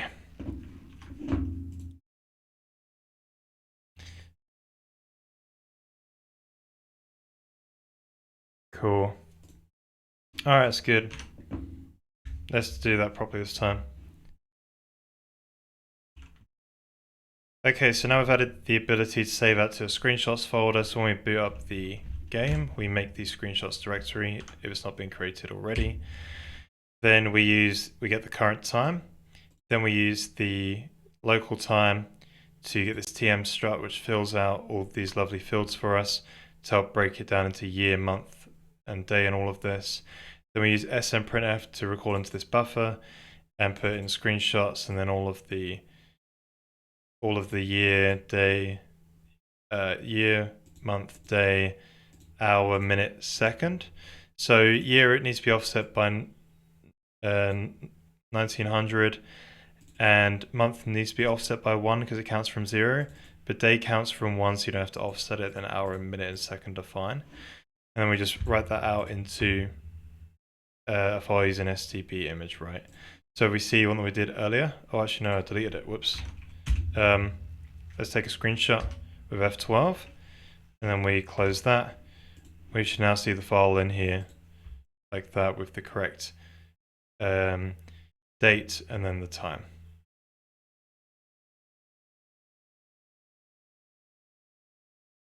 Can you use... Oh, you can use colons? You can use colons. I didn't realize you could do that in the file systems. They're usually quite restricted. Right, that's definitely better. Let's do that. Thank you.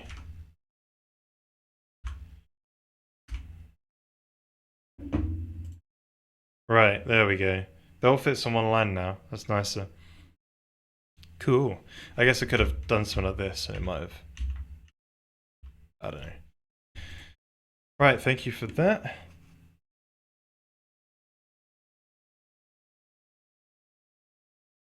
Maybe add some leading zeros. Could do.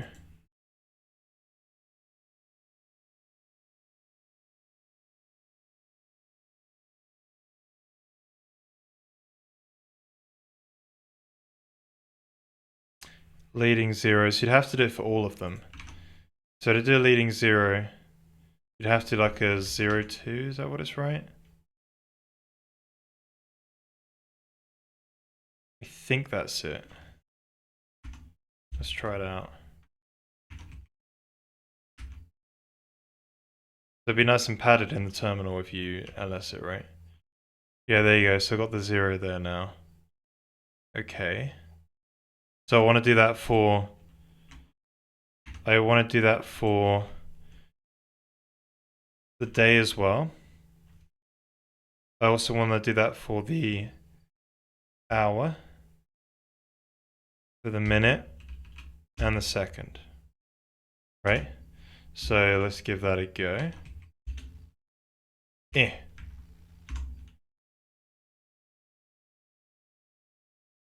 Right, so I'm only seeing it there.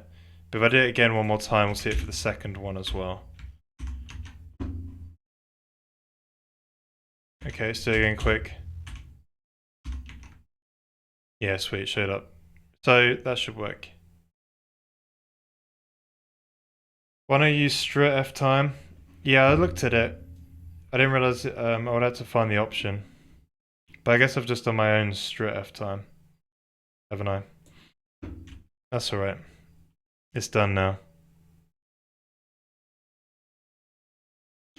Cool, thank you for that. So what's next on the agenda? Yeah, I would have to find the right thing for that. That's cool. Right, so that's the first one done. I guess we won't have time for the extra bits. So let's do Alt F12 to get it saving to an alternate texture. That one's quite easy to do. Screenshot. So you have the Alt key is pressed. Is pressed. Alt. Left Alt. Any of the alts really. There's a key mod. And OS key mod Alt. So if that is set, then, alright, any of those are set, then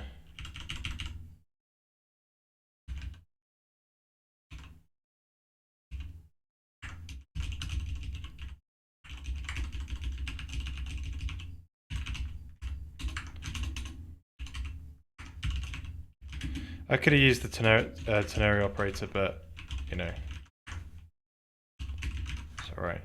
So yeah, now we should be alright. I think I want to save to multiple places. Right, I pressed F12 there. Now I'm going to go in and press Alt F12. So now we open up the texture viewer. Here's one here, and then open up the other one, and here we go. So there's the two screenshots. So that's nice. Yes, we should document that as well. Okay, so we've gone and added the ability to save the screenshots to two different textures. So if I have the Alt key held down when I've pressed F12, it's going to copy it to screenshot texture 1 instead of screenshot texture 0. So we take a screenshot here, and then we're going to move in, take another screenshot here with the Alt key instead. Open up the texture viewer. Texture viewer 0 has this one. Screenshot texture 1 then has this one here. So this is going to be handy to compare two different modes and be able to switch between them. Cool.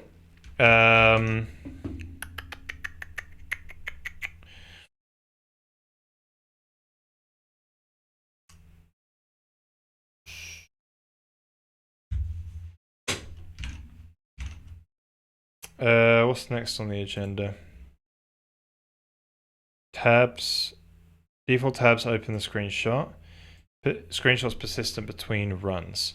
So what we want to be able to do is when we save out the screenshot, we should actually write it twice. And we should write it in screenshots texture0.png, right? But we don't know whether or not the Alt key was pressed down or not. How do we know that? Well, we could know that based on what texture it comes from. And then we can always change that to a 0 or 1. So really what we should say is, after it's done the copy, actually take it from the destination instead of the surface. And then from here, we can say, well, if it was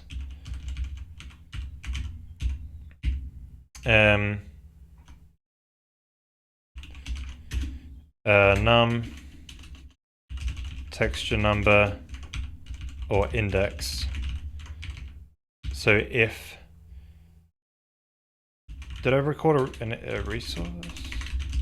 Yeah, if the resource ID is equal to 1, then it's 1. So we would basically just throw in the texture index. The rest just get nuked. And, well, I think that's all you need. Oh, wait, sorry. This is the format thing.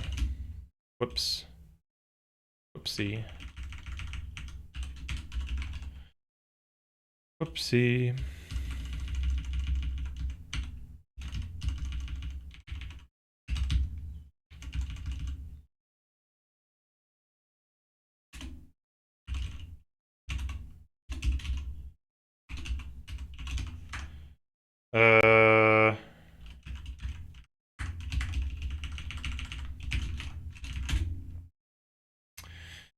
I think that's pretty good. So now we should be saving out 2 screenshots. So I guess it does add a bit of a penalty when you on the CPU, but it would be okay. So it takes a screenshot now. It's going to overwrite.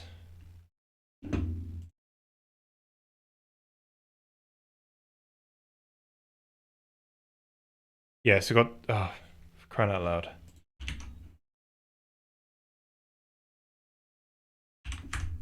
Then we need to, when we boot up the game. Right, there you go. So texture 0 is there. If I move in closer, take a screenshot there. Texture 0 got overwritten, right? That's nice. So, and then if I do Alt F12, it saved it to texture 1. So that's cool. Now we have to do the upload code at the beginning. We already know how to do this because we've done it in the past with the logo texture. So the logo texture already does this. Here, there's an upload buffer. We only want to do this at the start.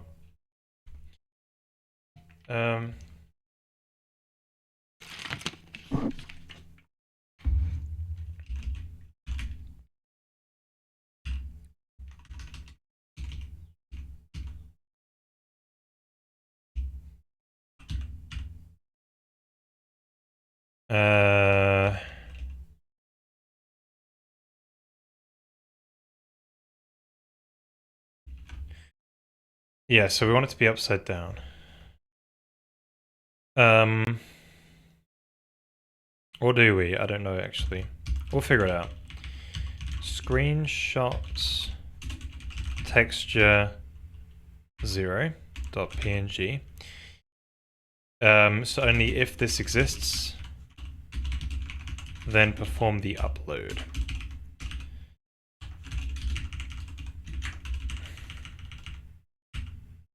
Now, we're also going to say, and, well, yeah, I guess we'll just copy it in there regardless. No, we should do an assert.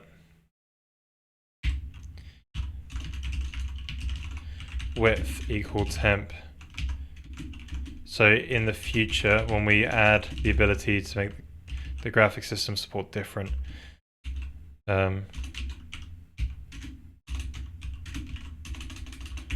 width height mismatch. We can then correct it here and make sure this code actually works. So screenshot texture 0. Did the upload texture not do it automatically either? Let's change that one quickly. Right, read back texture.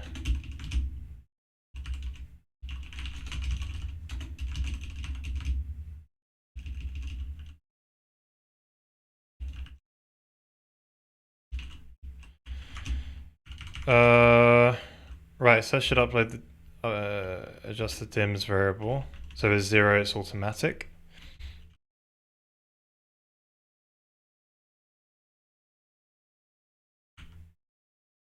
Wait, do you want that on an upload? Wait, on an upload...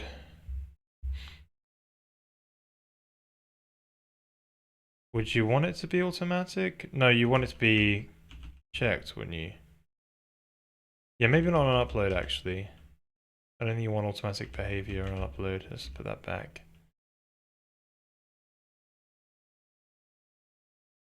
Okay, so here we'll manually poke in the width and height. And then copy the image data over. So we just got to do that for texture 1 as well. So that should mean it's persistent now. Did you know about the most recent AI scam? No, not really. I sometimes get... Oh, it's not been initialized yet. I sometimes come across some AI stuff when I scroll through Twitter, but not much. You can't really avoid it, really. Right, so I've loaded it and it's blue. So we need to do the swizzle. And it's upside down. So delete the flipping code and add the swizzling code.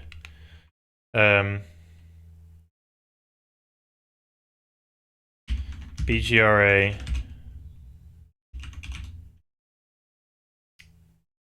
So I think, yeah, this will just swizzle it back the other way as well.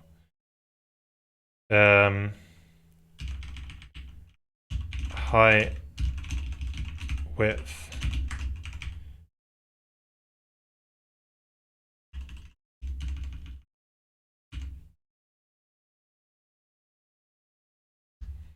Hey.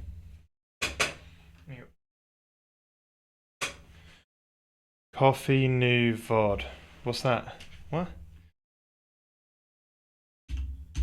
Is there a signed version of this? Ooh. Whoop.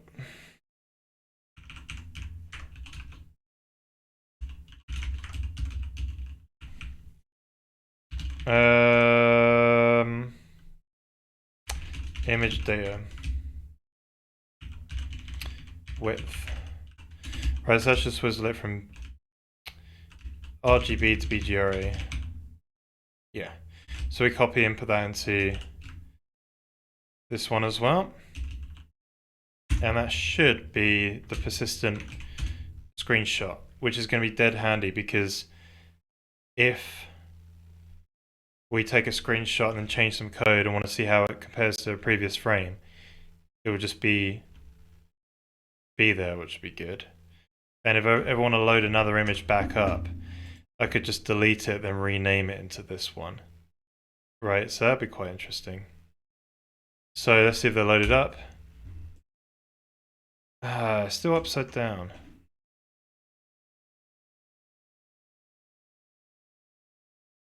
Oh, shoot. I just realized. You need to explicitly set it to false. This is a global, it's not the next one, it's just all of them.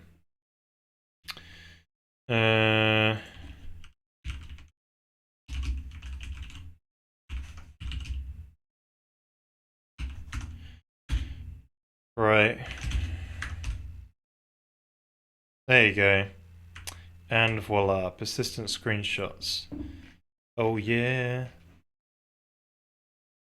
Amazing. Um,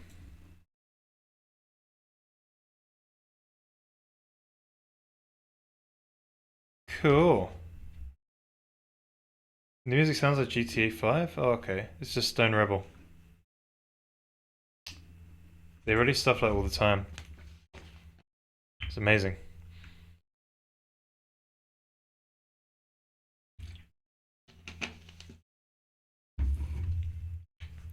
Right, so let's talk about that persistent thing. Um,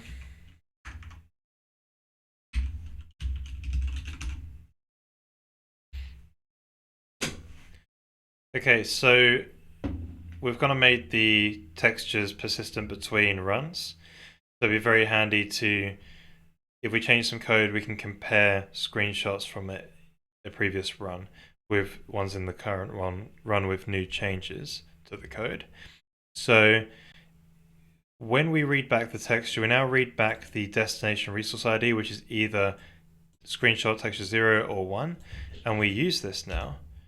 When we save out to disk, we're going to save out twice. One with the date timestamp, and the second time is we're going to save out to texture 0 or 1. If our resource ID is texture 1, it'll be 1. If not, it'll be 0. And so we do an extra right there. So we'll now have, along with our date and time snapshots, we'll save out the actual screenshot textures and keep them around. So when we boot up the game, after we initialize the textures, we then load from disk the PNG files using an STP image. If we have image data, we convert from RGB to BGRA format, go over all the pixels, do it in place, and then we upload it using the upload API into the texture. And we do the same, so that's texture 0, then we do the same thing for texture 1, screenshot texture 1. So now we'll boot up the game, and then press F9 to open the texture viewer. Inside screenshot texture 0, we already have a screenshot here, which is clearly not from this run because we didn't move the camera. So this would be super nice. And if ever we need to load a previous screenshot, we can always just delete these and copy and paste and rename some past screenshots and just have them loaded in the texture viewer. Cool. That's a really handy feature. I like that one. What's another thing we can do? So the default tabs, should they be the screenshots? Like, because when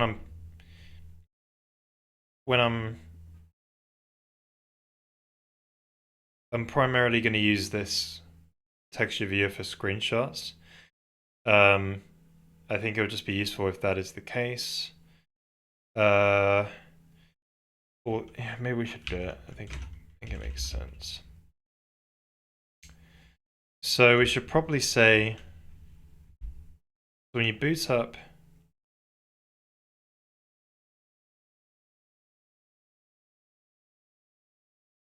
the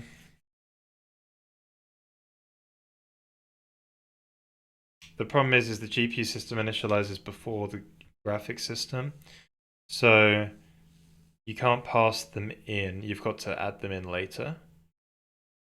Yeah, no, it's not a problem. So we could just say, like, you know,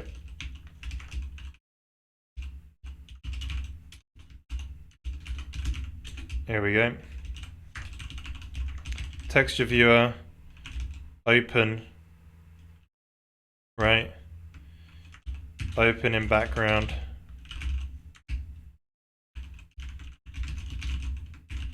Or like new tab.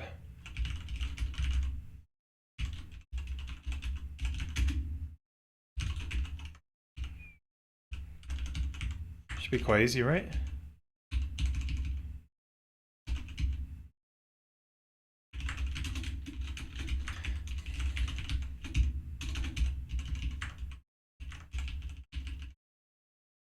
Where to do the tabbed view is here, isn't it? What? is new tab init.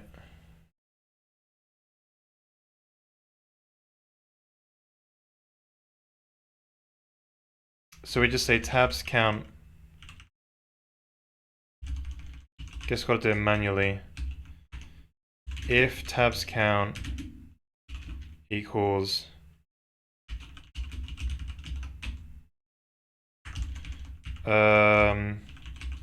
texture viewer capacity. Yeah.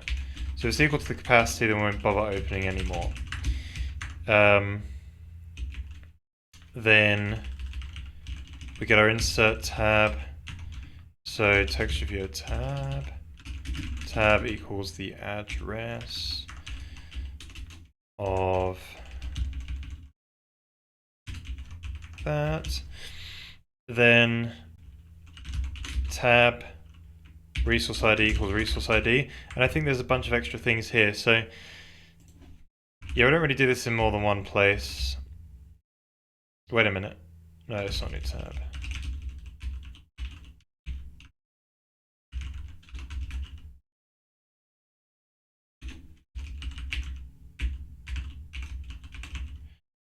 So we need to be able to say white, set up the resource ID, view mode. Wait a minute. Yeah, the default white gets overwritten here. Then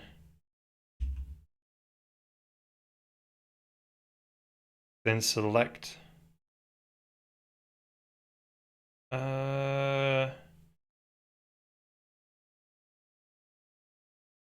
what does that do?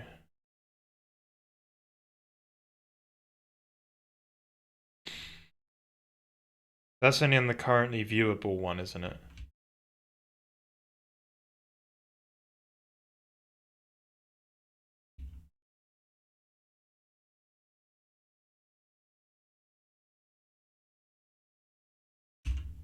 Yeah, I think that's fine. I think it's okay at least. Yeah, not sure if we need that or not. Maybe it's fine.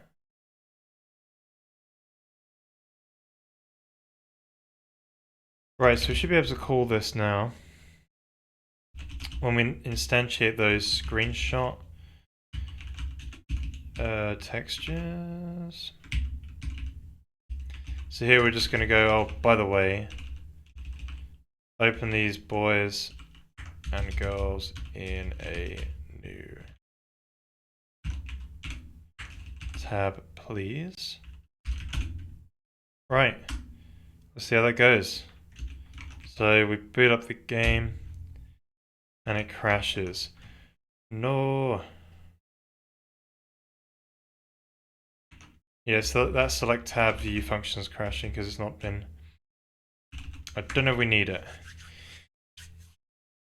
I think we might though, when you open it up.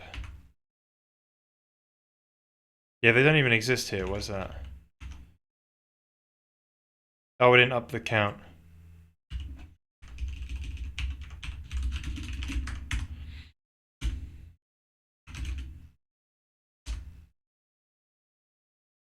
Right, so... Okay. They exist here, but they've not really been... Yeah, this wasn't clicked in because we didn't do the...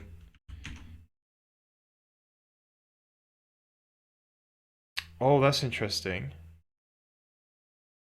When you click and change tabs, it might be broken anyway.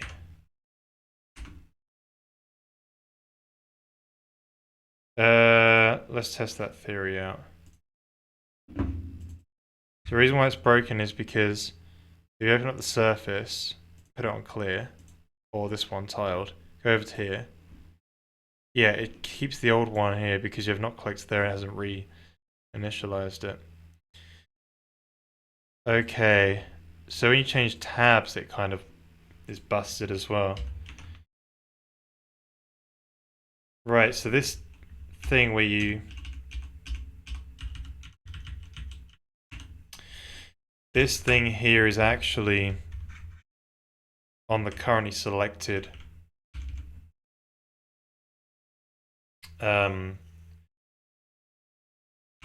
yeah, these should be these command name and invocations should be on the currently selected tabs.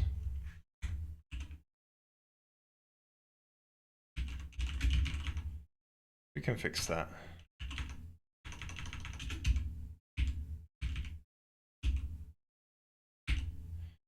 On the currently selected tab, you want to drop those in there as well. Let's chase around the errors. Tab, tab. So this fails because this has not been initialized, isn't it? I guess.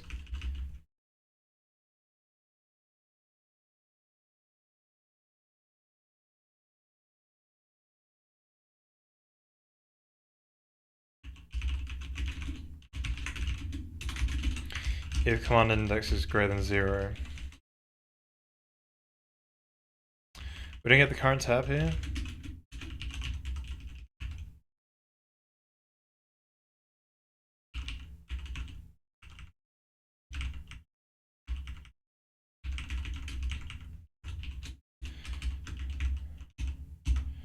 Initial, let's try that. Oh, core string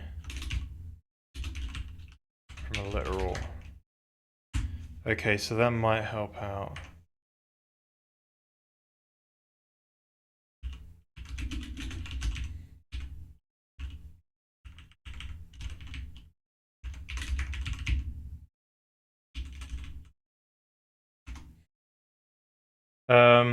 So where do we call that sort of the function select command to view?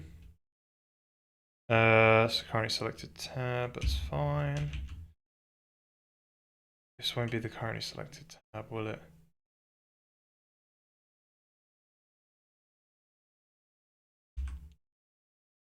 And then when you change, yeah, so maybe what you need to do,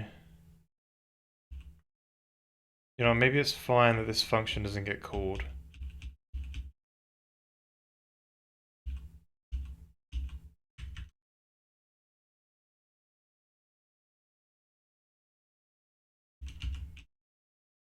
Let's revert the function back to what it was, because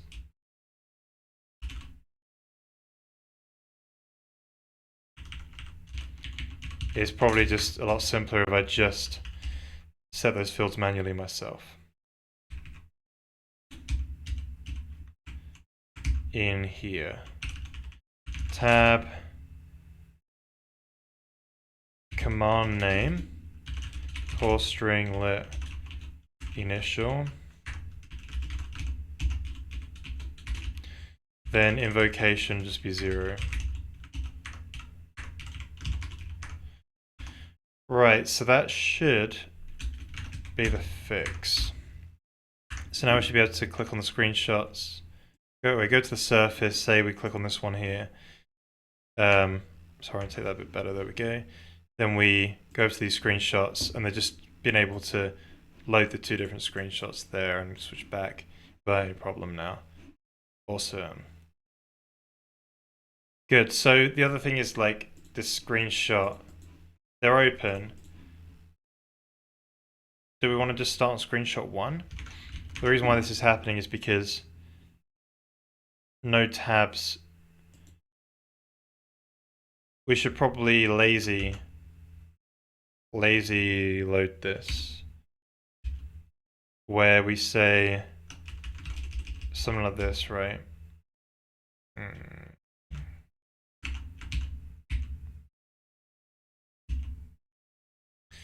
So that loads the selected tab, doesn't it? Oh no.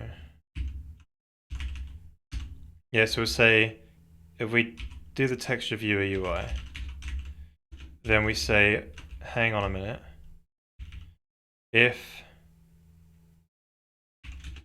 GPU texture viewer dot tabs count equals 0, let's open up a tab and initialize it to default. Now this probably won't happen ever, since we. But I guess if we ever move the code around, it won't crash. But not sure how good an idea that is. But anyway, so now we open up the. Wait a minute, that view scale wasn't set. Whoops.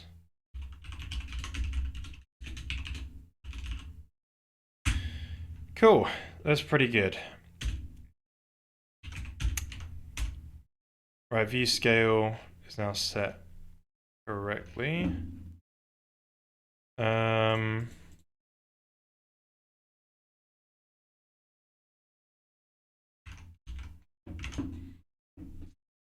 Okay, so we should talk about that now. What did we even do?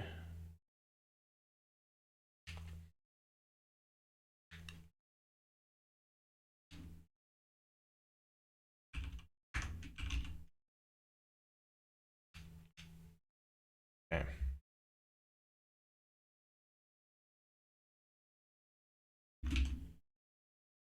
Right, so since the main point of the texture view is to view two different screenshots, we're making it so that when we open up the texture viewer for the first time, it just shows you the screenshots right away. First two tabs, the screenshots are shown. And again, they're loaded from disk if we haven't taken any screenshots when we've booted the game up. So if we want to view another texture, we just open up a new tab. I think this is the preferred workflow. So just be nice and easy to compare images there. So we've added this new API where we can say when we boot up the game, we can add a new tab into the texture viewer, and it's literally just gonna, if the tabs are full, it won't do it. But you pass in the resource ID, you add a new tab on, and then initialize it with everything properly, and that's it basically. So yeah, super nice. Okay, what's next? So we've done these two, these four. So the other problem is this sort of like scale thing. Each tab. Yeah, so the problem is the offset and scale. They're kind of linked. I guess this might not be too big of an issue. It is really an issue though for. So if I do this and go over to here, it stays there, which is what you want for screenshots. But if you open up a logo texture, it's now off the screen. It's all over here, and you lost it. So, and then if I do this, it will obviously do the same for these guys, and I would have lost my position. This problem won't actually happen too often, but we want to have a way where screenshots. There's two screenshot ones. Use the globally synced. Use the globally synced offsets.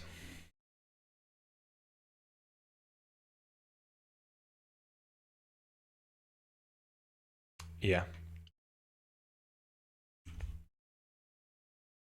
Alright, let's record that.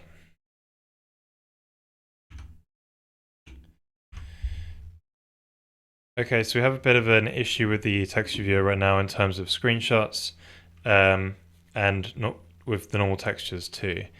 So if we move over here, and then we go and view a different texture, it stays in the same place, which is fine for when you're comparing two screenshots. This is the behavior that we want. So the view offset and the zoom are tied, stay the same across different textures. But if we change to another texture, like a logo, we can't see anything. And this is because it's gone off the screen and it's actually over here, right? So what we need to do is we need to mark textures that need to have this sort of globally shared view offset and zoom. And the ones that don't want this can just have their own one, and it will initialize the 0, 0, which would be nice. So let's go and implement that now.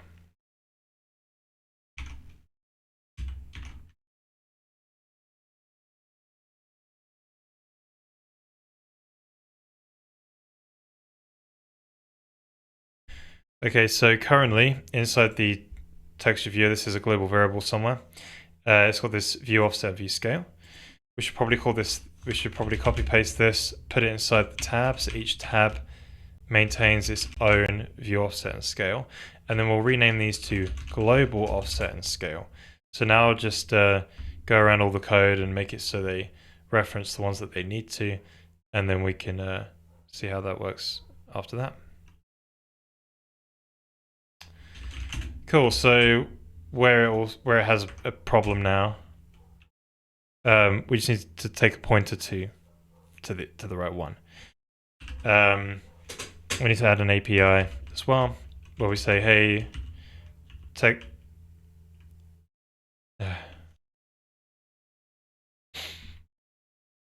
See, I wonder if we should change this API and call it texture viewer flip, and then texture viewer global view offset scale. Yeah, I think we want to change that name actually and move it around. Texture viewer flip. Move that to the texture viewer section.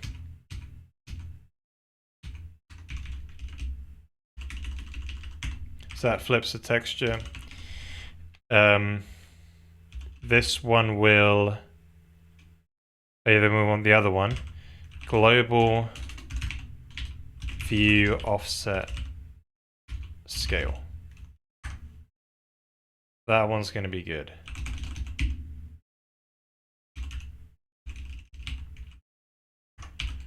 Where are these going again? Below new tab. Okay.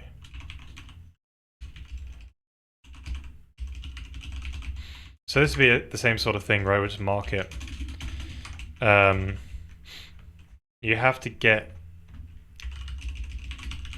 Just mark it the flag or something. But.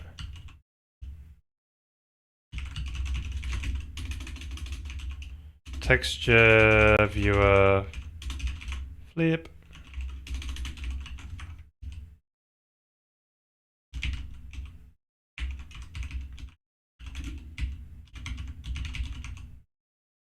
So this one will be texture viewer.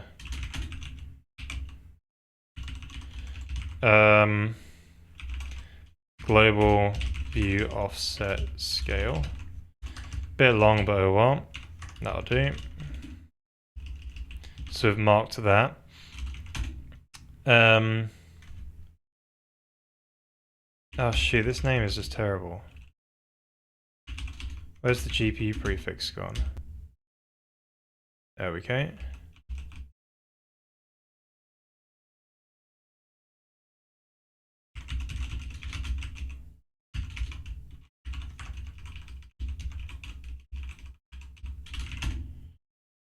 Cool, so new ones here are going to be texture viewer, global.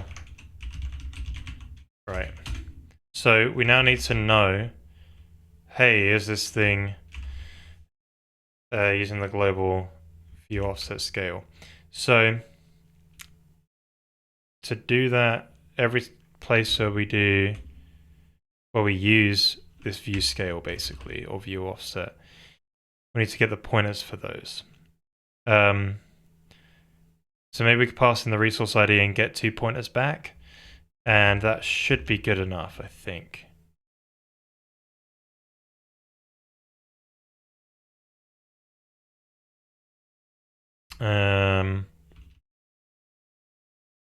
Where else do we use it?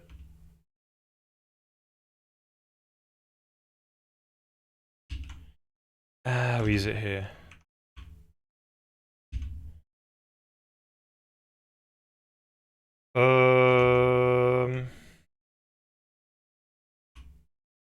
We could add some getters and setters, but that would just be a bit janky. What we really want is pointers, I think. Or even the pointers are a bit funny, to be honest. Yeah, only pointers. So you want to be able to say, based on the current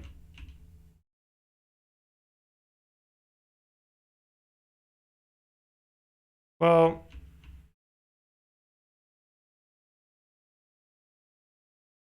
Yeah, you always want it based on the current tab. So in the internals, we can just add view offset, and you get pointer for that. So 2D,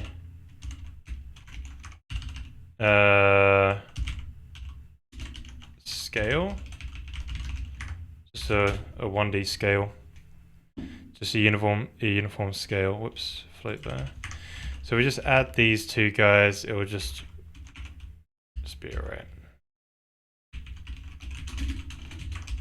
So we need to do a thing where we say, hey, get the currently selected tab, then get the currently selected resource,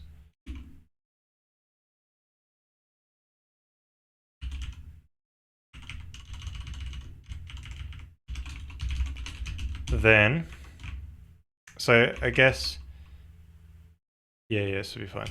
And you say if resource flags and GPU resource flags texture viewer use the global offset, we'll then return a pointer to GPU texture viewer dot global offset. Else we will use tab view offset. And I guess we'll just copy paste this for the scale one and replace offset for scale. And now every place where we use these, let's just be careful. So when you initialize a new tab,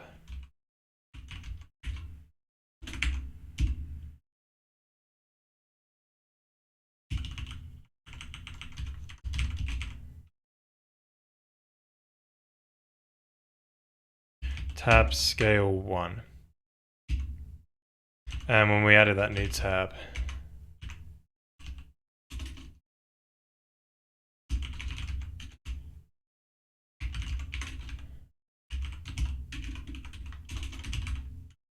so I guess we should call 0 element tab there as well. Cool.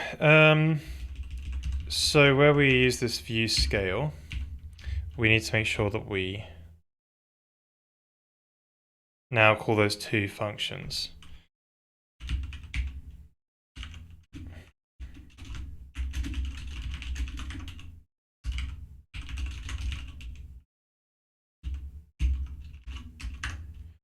So this is when we change the MIP level.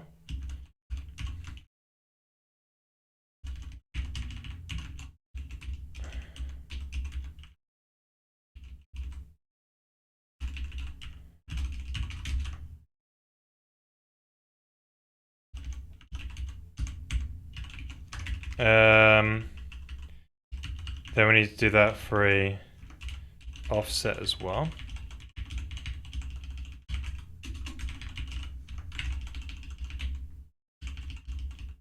There we go. Cool, so this code also needs to be copied into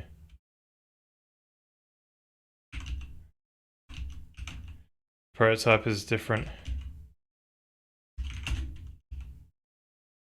Oh no, okay. Turns out I didn't save the file. Right, so now let's repeat that for the other one. There's another place where we do this. It's here. It's a bit different though.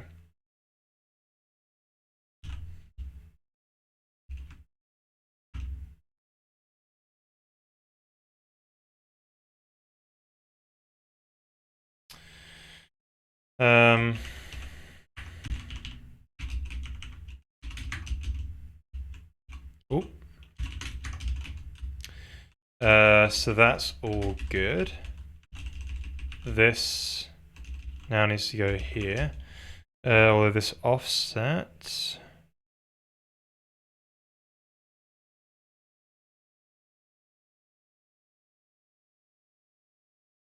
Wait, where did it mutate in the other one? Oh, mipdiff. Ah, yeah, we did that. Okay, good. So this needs to be here, I believe. Okay, so multiply, then the clamp, then divide, then multiply again. Cool, I think that's it. So let's just double check.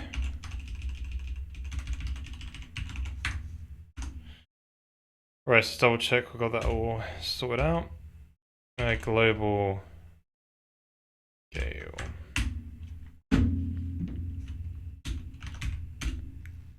Alright, so if we press F9 now, these two use the same one, they're globally scale. But if we open up a new tab, logo, it's now centered. And if we zoom in, it doesn't affect these guys. But if we zoom out and move, it will stay synced together. Awesome. That's super helpful. Alright, let's record that.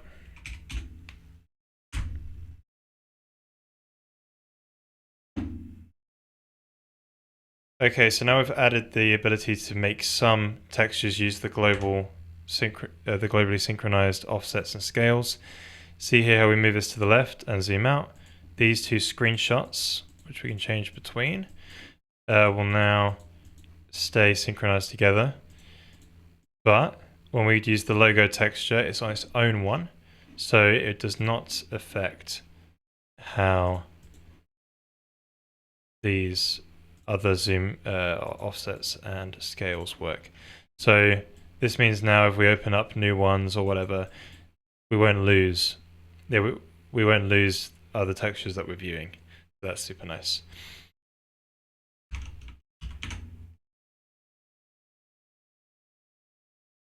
Cool.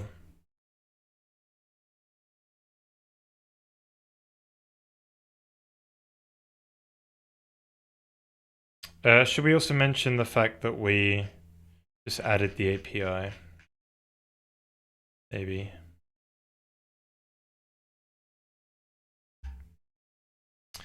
So to do this, we just added this API called GPU Texture Viewer Global View Offset Scale, and it simply just sort of sets a flag in the resource itself to say that it wants in the texture view to have this global view offset scale.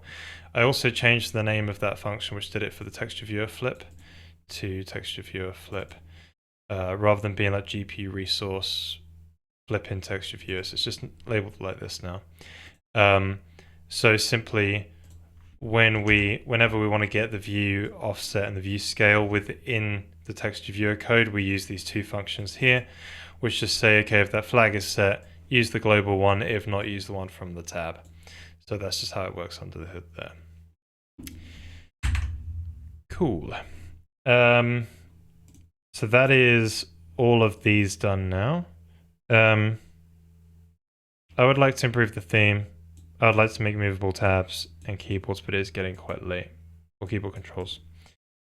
Getting quite late, but this is basically the texture, the screenshot functionality all in there now. So we can take screenshots, say if we want to compare. Okay, let's record this. Okay, so this is the screenshot functionality all done and sorted out. So here's an example of how it's going to work. I'm going to take a screenshot of F12 now. I'm going to then turn off anti-aliasing, take another screenshot. Now I boot up the text view of F9. It's already got the two screenshots I want to view in here now. Then I can switch between, shoot, I didn't press Alt. Damn it. Say it again. Right, so this is all of the texture, one more time. Okay, so this is all of the screenshot functionality that we want. And let's just give a demo of how this is going to actually work. And so I press the F12 key, takes a screenshot. I press the Alt F12 key, it takes a screenshot on the other texture. Now if I press F9, it boosts up the texture viewer. Both screenshots are already open in the tabs, so that I don't have to click and open them. I can then click between the two tabs. Oh shoot, I didn't change the option. No.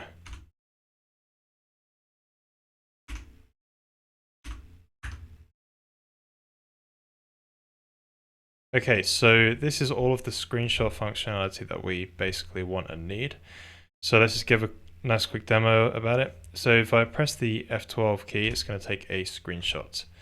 Now if I change some of the graphic settings and enable anti-aliasing, for instance, and then I press Alt F12, it takes a screenshot onto the alternative screenshot texture. Now if I press F9, open up the texture viewer, and now I have these two screenshot textures automatically opened in the texture viewer. And notice how I switch between them.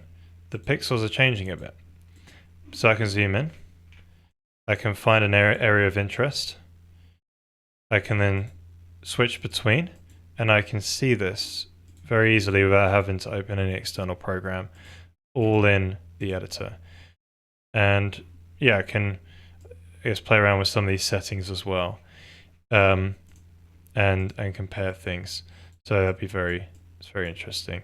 Maybe I can sync some more of these in the future, but I think for now, where we've got it, it's quite nice. So yeah, maybe we can synchronize probably all of this when it comes to screenshots. Probably just the whole thing just gets synchronized globally. That ain't a bad idea. Or maybe you opt into different things to globally sync, like, hey, globally sync the black-white levels. Well, yeah, but you can have different meanings of what the black and white values mean. Yeah, this is more than enough. So yeah, I'm super happy about that. So I guess let's record an outro. But yeah, let's drop links. Discord, YouTube channel. We're gonna post devlogs up on there. Or we already do. Go and watch all the past devlogs, and that is also a VOD channel. If you missed any past stream, you can watch the whole thing there. But we now condense the streams into VODs. Cool. Right, I want to upload that code tonight for those who support. It'll be up on the GitLab when the stream is done. Let's do an outro.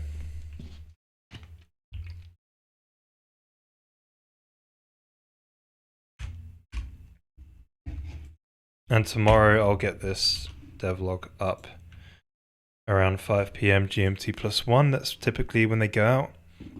It's 5 p.m. GMT plus 1.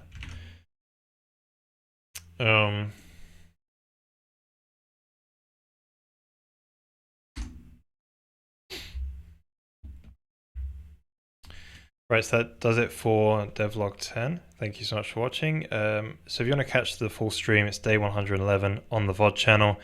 You catch that link here, it's the YouTube VOD channel. You can also check out the Twitch link there for the full timeline, or the, one more time.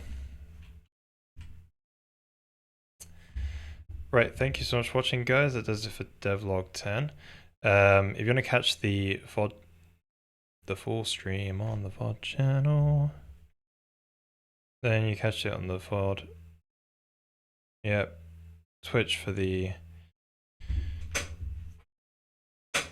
timetable. That's the word I was looking for, the timetable in your local time zone. And then the Discord and support links.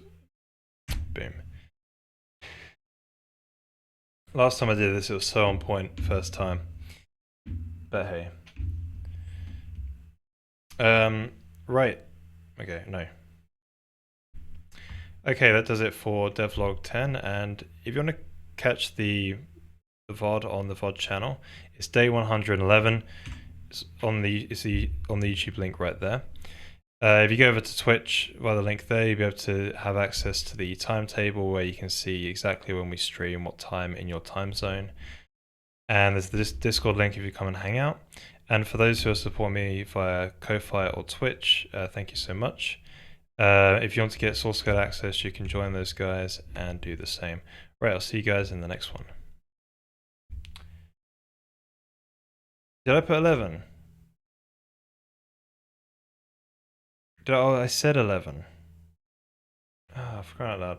Thank you. Let's do it again. It's getting smoother.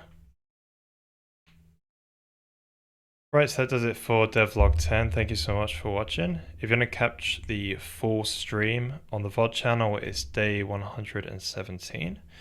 You're able to catch it on the YouTube link right there. If you can go over to the Twitch link if you're going to see the timetable and see it in your local time zone to see exactly when I stream, when you can come and hang out live.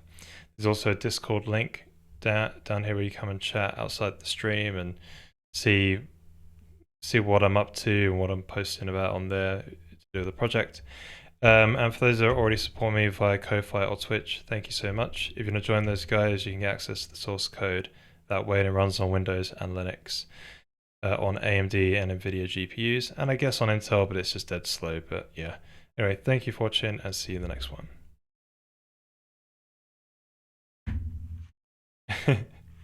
Thanks, Travis. Yeah, I'm getting like far better. I remember when I first did it, recording. When I started recording, I used to get super anxious, and yeah, it used to be like super hard. And every time I'd do one more take, and then another take, and then another take, it just the mistakes would just be ingrained in you, and then you have to sort of like basically do it later on in the day, or like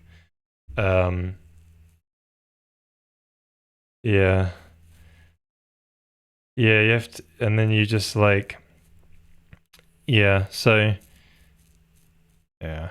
But it's cool, I'm getting far better at it. Like, it's definitely getting a lot smoother. It will get better. It will get better.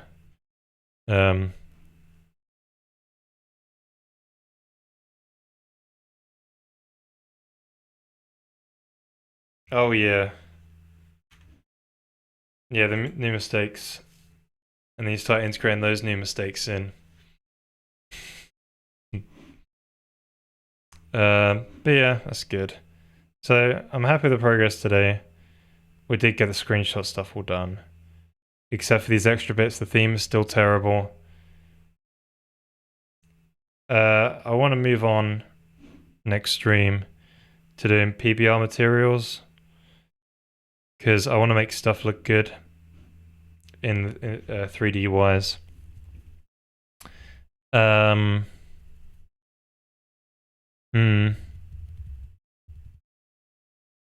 Or maybe I can spend one more stream fixing up all the little edge cases, make a better theme, movable tabs. Yeah, I'll have a think about it. Maybe next stream we'll just be doing a bunch of small little bits. Or maybe we'll do PBR materials. Because I want to move on to make these look good, and then move on to doing probably a BVH instead. Because I think putting these into screen tiles is just not working out. I thought the performance would be way better, and also it doesn't solve, it's not an acceleration structure for a point in the world, it's just an acceleration structure from the view space, from the view frustum. And it's probably not going to be helpful if you want to do some form of like global illumination in some way. So we'll go back to a BVH, but this time we'll be using the LOD system. Yeah, so I want to start moving on to doing those things in the future. But maybe we should sort out the theme. We could have better texture rendering. Maybe we could, but then I'll have to adjust all of the UI we've just done.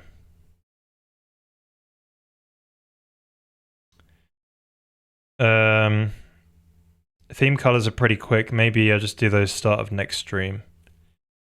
And then we can move on to PBR materials after that. Yeah, that's probably the route we would. What the crap happened here? Oh, I went back. Okay. That's all right.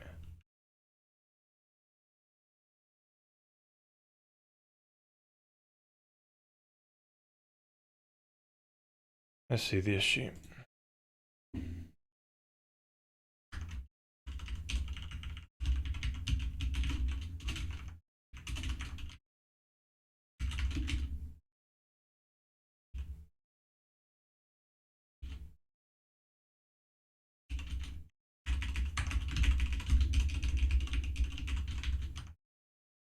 Maybe.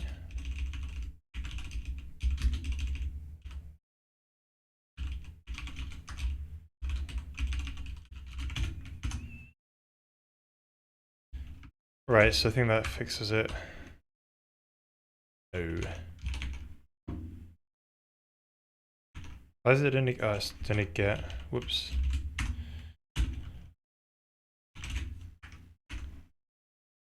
There you go.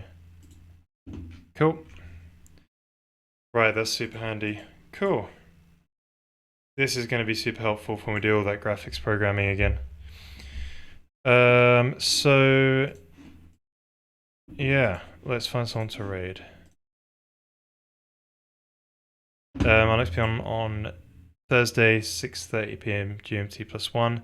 We'll probably get started on PBR materials, and then Sunday as well, which is somewhere around 6 p.m. GMT +1. Wait, did I say 6:30? I meant 7:30 on Thursday. That's what I mean. Right, who's streaming? Red Jessica Mack, even though she's probably about to end? I don't know. Going for 7 hours this long. Right, have a good Wednesday, see you all Thursday, and thank you for coming. Catch you later.